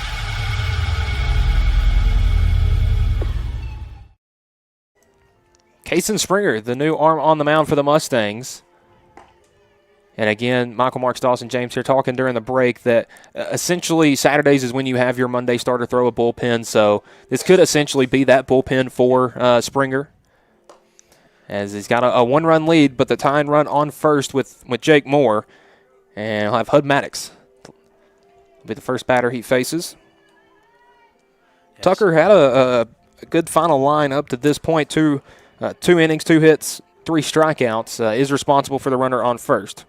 Yeah, he looked good on the mound for sure. Had our guys off balance with the off speed. You know, didn't have an overpowering fastball, but if you got a good off speed to go with it, it don't matter how 30, hard you throw. Yeah, 30 pitches, 21 strikes. Probably the best ratio we've seen today. Yeah, the last 2 days probably. I would say Emerson went 14 pitches, 10 strikes, and Springer comes with the first pitch fastball called for strike 1. Now, again, Springer is the Monday night arm for the Mustangs, so the ace starting pitcher coming in for a save opportunity. The 0-1 swung on, lifted out to center field. Charging on it is Thompson, and we'll come right to him for out number 1. Maddox put a good charge into it, but right where Thompson was, 1 down. Yeah, unfortunately just hit that one too hard. I wish he would have got around on it a little bit or just didn't get as much air under it. He's barreled up a bunch of balls this year. Unfortunately, a bunch of them's been in that same exact spot. Center fielder didn't have to move. So Clayton 0 for 2 today. Drew a walk, a fly out, and a strikeout. First pitch swinging, ground ball to the left side. Burleson goes to second to get the lead runner, to first to get 2. Not in time. Moore out at second as Clayton will reach on a fielder's choice.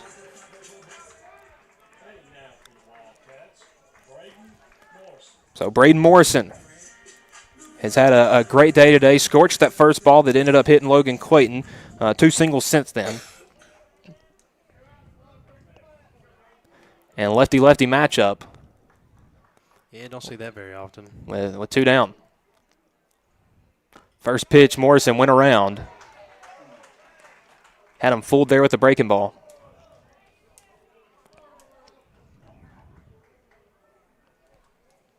Clayton the lead at first.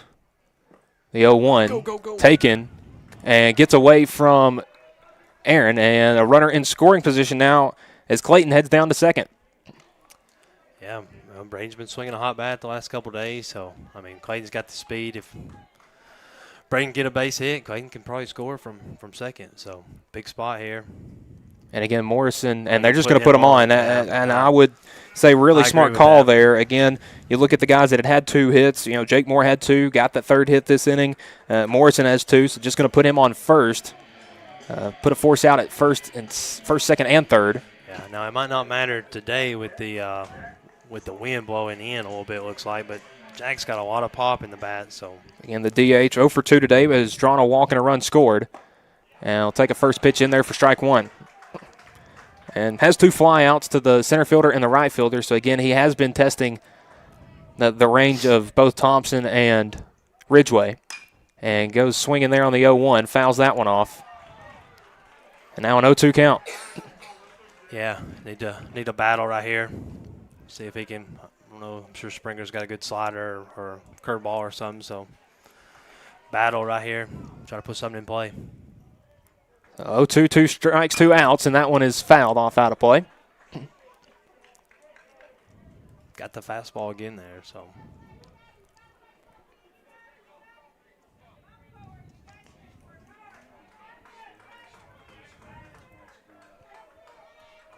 Springer the 0-2 once again. Swung on up the middle off his hand, and it's going to get into center field.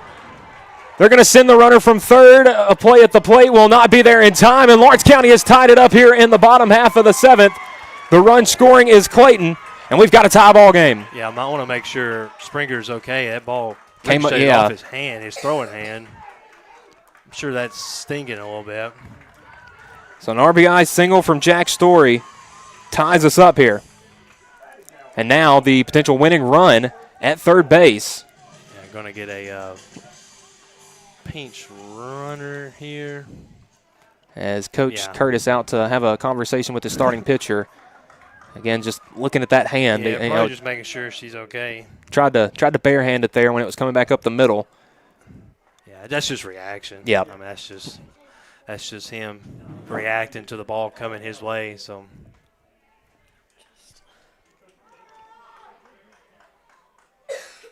knotted up at 9. Lawrence County 9 runs on 11 hits. Loretto 9 runs on 12 hits. And looks like he's all right. I'm sure he's a gamer. He don't want to leave the game. So I'd say you saw him. Another one of those guys that got banged up a little bit last night. And that's going to be Harrison Wiley going to run for Jack here. So Jasper, he's a good speed on the one tonight. Mm-hmm. But it's drawn 2 walks and scored 2 runs. So so big spot. I'm going to let Springer throw a couple here. Obviously, just want to make sure that everything's feeling right with that hand. Yeah, again, that Saturday bullpen usually doesn't come with a comebacker to the hand. Yeah, that's right. It usually doesn't punch back. Yeah, but the runners are on the corner, and you got Morrison at third with great speed, and Wiley at first. I would say his speed doesn't necessarily matter too much. At that runner at third and the man at the plate of the 2 important ones right here is, again, Kilburn 0 for 1 with the strikeout, but has reached twice on walks. And if he's able to draw another walk, he'll be back to the top of the order for the Wildcats. Lefty matchup here, too, and with Rose on deck. So if Jasper gets walked or something, it'll be another lefty. Yep. So Aaron going over the signs real quick. Hopefully they're telling Wiley just to hang out right there. Don't try to do anything crazy over at first, and either let this game go to extras or let Jasper win it right here. First pitch, Kilburn. I say misses outside. Says the swing did not go around. Not a bad pitch right there. The 1-0. That one misses outside as well. 2 balls, no strikes.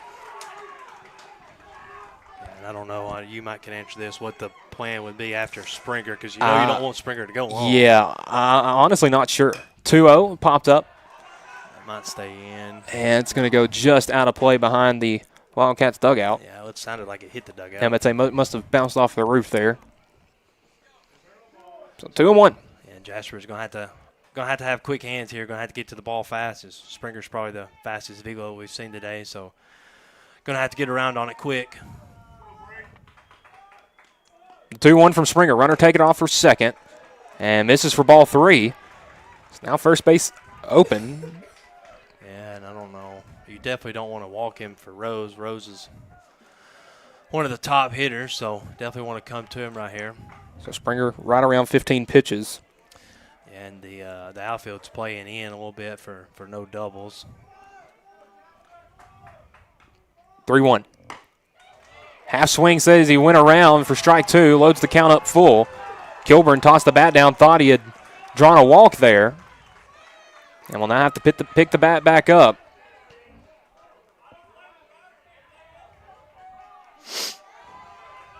See if he can keep this game going. Yeah, see if he can get his composure back. 3-2. Swung on down the third base line, and it is foul. Oh. Close play. May have hopped over the bag, but they're going to say just foul. Kilburn thought he had walked it off right there, but ball was just a couple inches away from winning the game right there. Tough luck. But it looks like Burleson at third base for the Mustangs. Yeah, he's hugging the line, and Jasper goes that way. As you can see, the left fielder's hugging the line too. Jasper's been known to go that way. I mean, anything getting down in outfield's obviously going to win the game. So 3-2. Foul, and Kilburn will stay alive.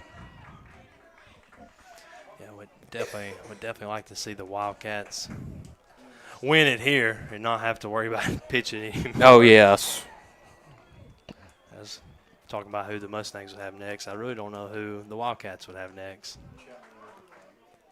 3-2. Breaking ball called, strike 3. Springer strands 2 in scoring position as we go to extras. Top of the 8th inning will begin when we return. You're watching the Highway 43 series here on the X Sports Network. It's probably Jack's. For decades, First Class Charter has provided high-quality motor coach transportation services to the Tennessee Valley. With numerous safety and cleanliness accreditations, First Class Charter is ready to make your group trip a reality. Contact us today by visiting firstclasscharter.net. First Class Charter, the official motor coach company of the North Alabama Lions. Hey guys, I'm Kyle Hammock, General Manager here at Heritage Automotive, your Chevy GMC dealer in Lawrenceburg, Tennessee. I am from Marshall County, Tennessee, where I went to Cornersville High School. I attended Cumberland University. After Cumberland, I went into the United States Marine Corps to serve the country. After that, I went right back into the car business. I'm very familiar with the car business. I have been around the car business pretty much my entire life. And my commitment to you is to ensure the most competitive new and used vehicle pricing on the market, as well as the best service around. Well, we'll treat you like family here at Heritage Automotive in Lawrenceburg, Tennessee.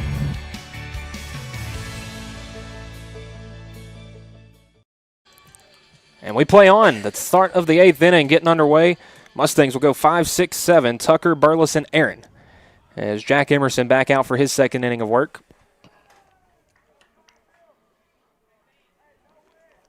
Again, went 1 inning, 1 hit, 1 walk, 2 strikeouts. And first pitch fastball misses up to Tucker. Yeah, Jack needs to attack guys. If they hit it, but let's not give any free passes here in extra innings. Tucker pops up the first pitch. In foul territory down the third base line, and Emerson comes over and makes the play for out number 1. Out of the Mustangs' third baseman, number 11, Cooper Burleson. Burleson 3 for 4, an RBI single, 3 singles on the day, 2 runs scored. Yeah, Burleson's been solid at the plate. Gonna be a tough out here. And Burleson first pitch swinging out to right field. Kilburn under it for a quick out number 2. That's good contact at a good exit velo.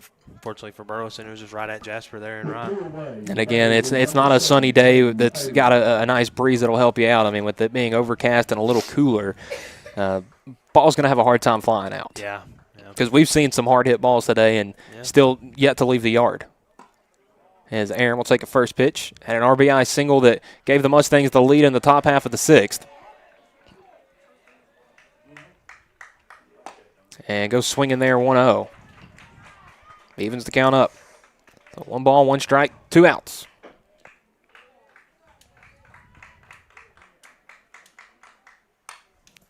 And that one fouled into the net.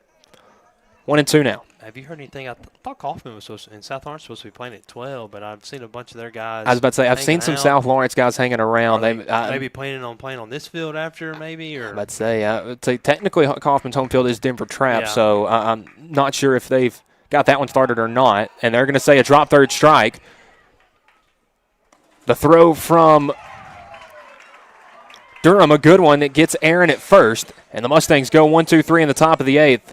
The Wildcats will try to walk it off when we return. You're watching the X Sports Network. Did you know that Resource MFG, an employee bridge company in Lawrenceburg, is the first and largest national manufacturing staffing company? They work alongside the top plants and facilities in the area to provide you with job opportunities in production, quality, maintenance, supervision, and all levels of management. Resource MFG has positions open right now to meet your needs today and a full staff ready to work with industrial partners to grow opportunities for this generation of workers and the next. Reach out today and start your employment journey with Resource MFG.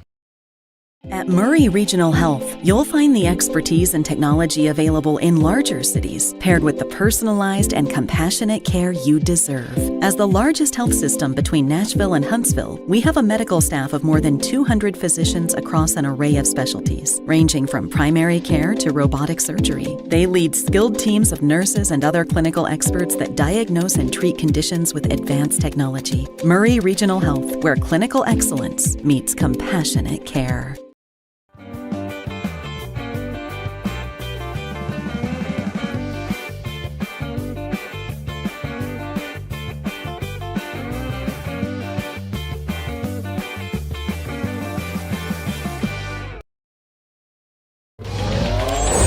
Going the distance with local sports. This is the X Sports Network.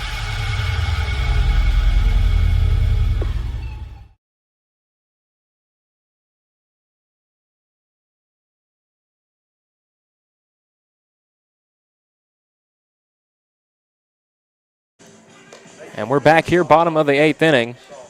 John Tucker back on the mound for the Mustangs as him and Cason Springer switched out after the 7th there. Again, Wildcats were able to scratch one across. Had a chance to get 2, but some good pitching there from Cason Springer. Keeps this game alive. But for Lawrence County, they'll have the top of the order, 1, 2, 3 due up. To face Tucker, you'll have Rose, Emerson, and Durham. Rose has had a good day today, 2 for 4. Has 2 singles, 2 RBIs, 2 runs scored. Has grounded out twice as well. Emerson has had a great day as well. Has reached 3 times, 2 hits, 2 doubles. Has reached on a walk and scored 2 runs. Brooks Durham, a pair of hits as well. Pardon, just 1 hit, but is 1 for 4. But a 2-run single at that.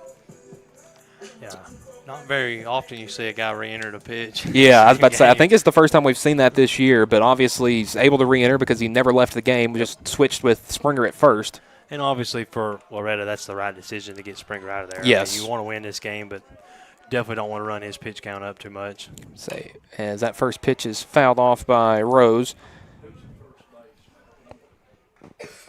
So Springer only ended up throwing 17 pitches, 13 strikes. Yeah. So really doing a good job filling up the zone there. The 0-1. That one lifted to right field. It's going to drop into the Mustangs bullpen. And a loud strike, too. Yeah, and he's quickly down 0-2 here. Tucker was throwing good before. See if Brayson can find a way to get on. 0-2. That one swung on foul. Would definitely like to win it here again. I don't know how long. I mean, Jack, he hasn't thrown but 1 inning this year coming in, so I don't know. His stamina is probably not too high to go. Is it 21 pitches right now? So yeah, probably not too much more than maybe 30 or 35. As that one's lifted out to deep center field, testing Thompson, and he'll make the catch out in center field. Leadoff man down. I tell you, today the outfielders for both teams getting their steps in. Yeah, I thought that one had a chance. That one had a chance to go pretty far, and unfortunately it just kind of died up there. So Jack Emerson up for his 5th plate appearance of the day. Has reached 3 times. Looking to make it 4 as he fouls that one off the net. Yeah, it's tough luck for Rose there that last at bat. That's a ball that's barreled up, good exit velo, and unfortunately just didn't get enough on it to get it over Thompson. And see, that's the fun thing about baseball is Brayson did everything right there, and it still wasn't a hit. Yep. That one. In the inning, Loretto scored 5 runs. They had 3 infield singles to the pitcher. To the pitcher, yes, exactly. That's just the way it goes, man. That's just baseball. 1-1. Popped up. Won't leave the infield. Springer and Fisher under it, and Springer will bring it in for the second out. And quickly 2 down as we come back to Brooks Durham. Durham 1 for 4, pardon. Has that 2-run single, a stolen base, but a pop out and 2 strikeouts to go along with it.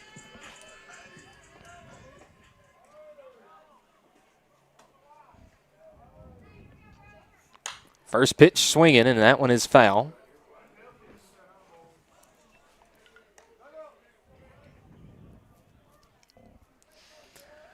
Yeah, and Bruce has got the power to hit one over. Doesn't need the wind. I wouldn't mind seeing him get one here.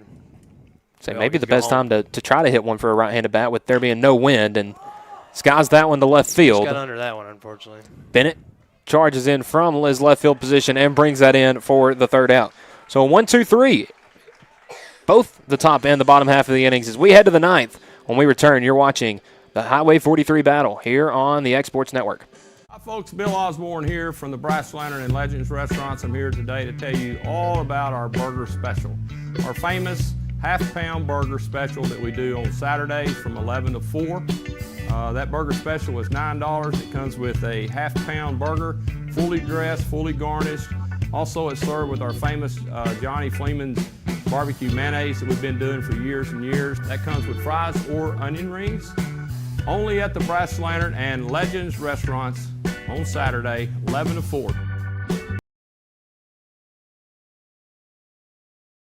Looking to buy or sell in Lawrence County, Tennessee? At Corbin & Company Realty, we know this place because we live here too. We are locally owned and deeply rooted. We treat you like a neighbor because you are one. Trust the team that does local best. Check out our listings like this lush 4.56-acre tract with a 3-year home, large shop building, and a year-round creek. This is just one of the many hidden gems we discover for you. Call Donna today at 931-629-5228. Corbin & Company Realty, LLC, Summertown's only real estate firm. This is the X Sports Network. And we go on to the 9th inning, a morning game that is now turned into an afternoon game as well. Jack Emerson going back out for his 3rd inning of work. And Dawson, you mentioned it earlier, he has only gone 1 inning this year, so by far his longest outing, and kind of curious to see how much longer Coach Wright and the Wildcats, how many more pitches they ask him to give. Yeah, I would assume this is probably it. Maybe if he can get through this inning unscathed and pray we score a run in the bottom, and you ain't gotta worry about it. Because I really don't know who. For either team, honestly. Maddox pitched last night. Jack Yep. pitched last night. Logan and Braden, you're saving for Monday and Tuesday. Pitched. Callum, he pitched last night. Pitched last night, so Logan started. Landon's already pitched. Literally, somebody that hasn't pitched a varsity game this year to come in more than likely. First pitch, half swing. They're going to say Thompson did not go around. So 1-0. Thompson's had a good day at the plate. 2 for 4. 2 singles, an RBI, and a run scored as that one's called for strike 1.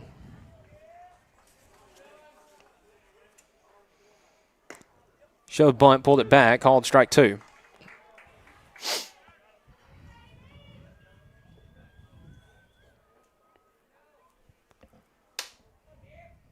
Next pitch.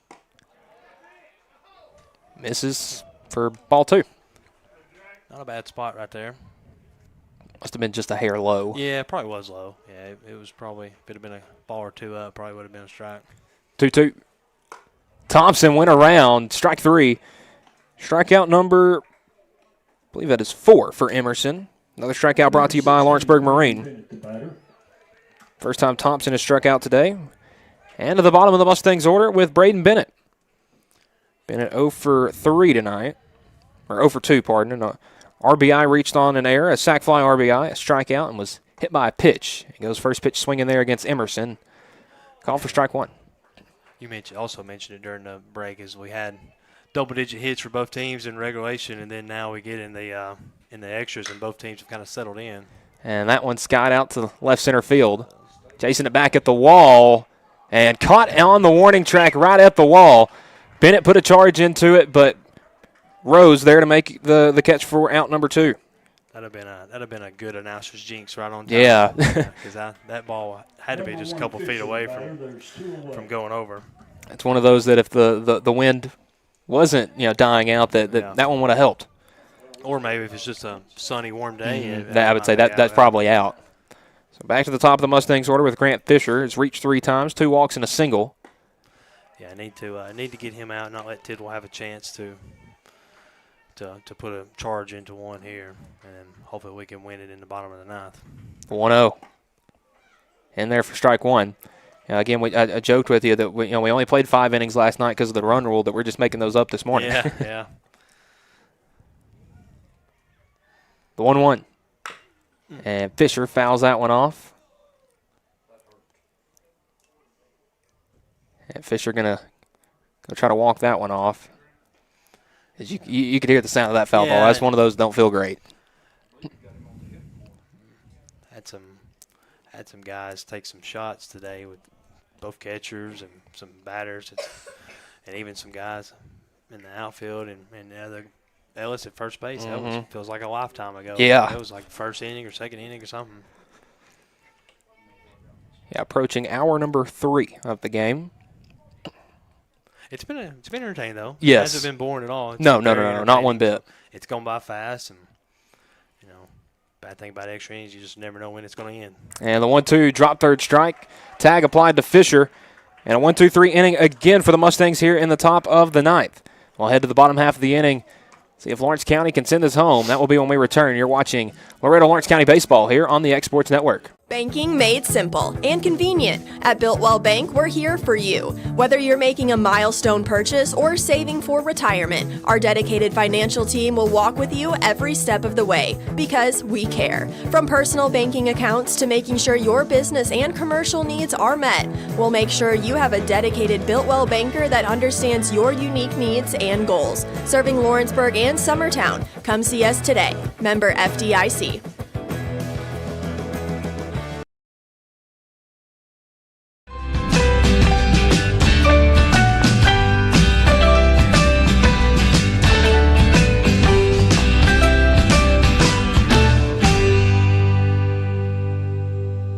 There's a reason owners Tyler and Cindy McDowell chose the name In Service for their towing business. They did because it's their goal to be in service for you on the day that you need them the most. In-Service Towing is now known far and wide for their response time because minutes matter when you're broken down. Or their 24/7 availability, you can call them anytime for service. Their professional team with years of experience and their fairness, plus their know-how in dealing with the unexpected. But the thing that In-Service is known best for is how they treat their customers, and that's like family. When you need them, call them 931-843-9098. And we are back here, bottom of the 9th inning, 4-5-6, due up for the Wildcats. Jake Moore, 3 for 4 on the day, has had an excellent day. Has 3 RBIs, 3 hits, a double, 2 singles. Looking to keep that going here against Tucker as we start the 9th inning. First pitch on the outside corner for strike 1. Tucker's got a very good changeup, and he's been able to use that with his breaking ball and fastball and keep our guys off balance. And you mentioned there the breaking ball just up. Yeah, and that's a call that neither side's really got much tonight. So say Belt Highs has been the ball pretty much every inning tonight. This morning, pardon. 1-1. Little half swing called strike 2.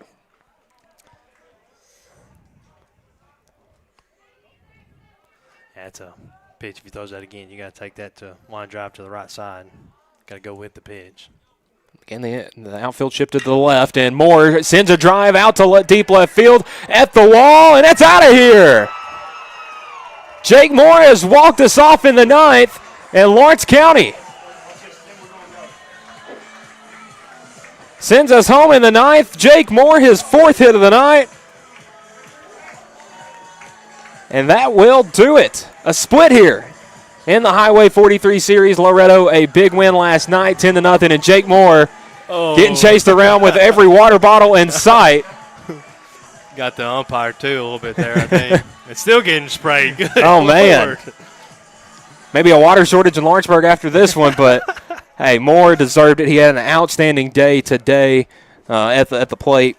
Obviously wasn't his dream night last night at the plate, only got the 1 hit, but, started off with the ground ball and then had that, unfortunate, he hit that double that he tried to leg into a triple. And, man, he just stayed consistent at the plate. His 4th hit, our first home run of the night, and that's the one that will send us home. So our final score here from Tom Cruise Field is Lawrence County 10, Loretto 9. Lawrence County improves to 20-7 on the season. They will be home on Monday against Marshall County, game 1 of the final district series of the regular season. Mustangs fall to 12-8, and they will be home on Monday against Muscle Shoals. Again, dedicating the home dugout to former assistant coach Toby Dunn. But that will do it for us here in Lawrenceburg. For Michael Marks, Dawson James, and Morgan Kelly on production tonight, we are saying goodbye from Lawrenceburg, and have a good Saturday, everybody. This is the X Sports Network.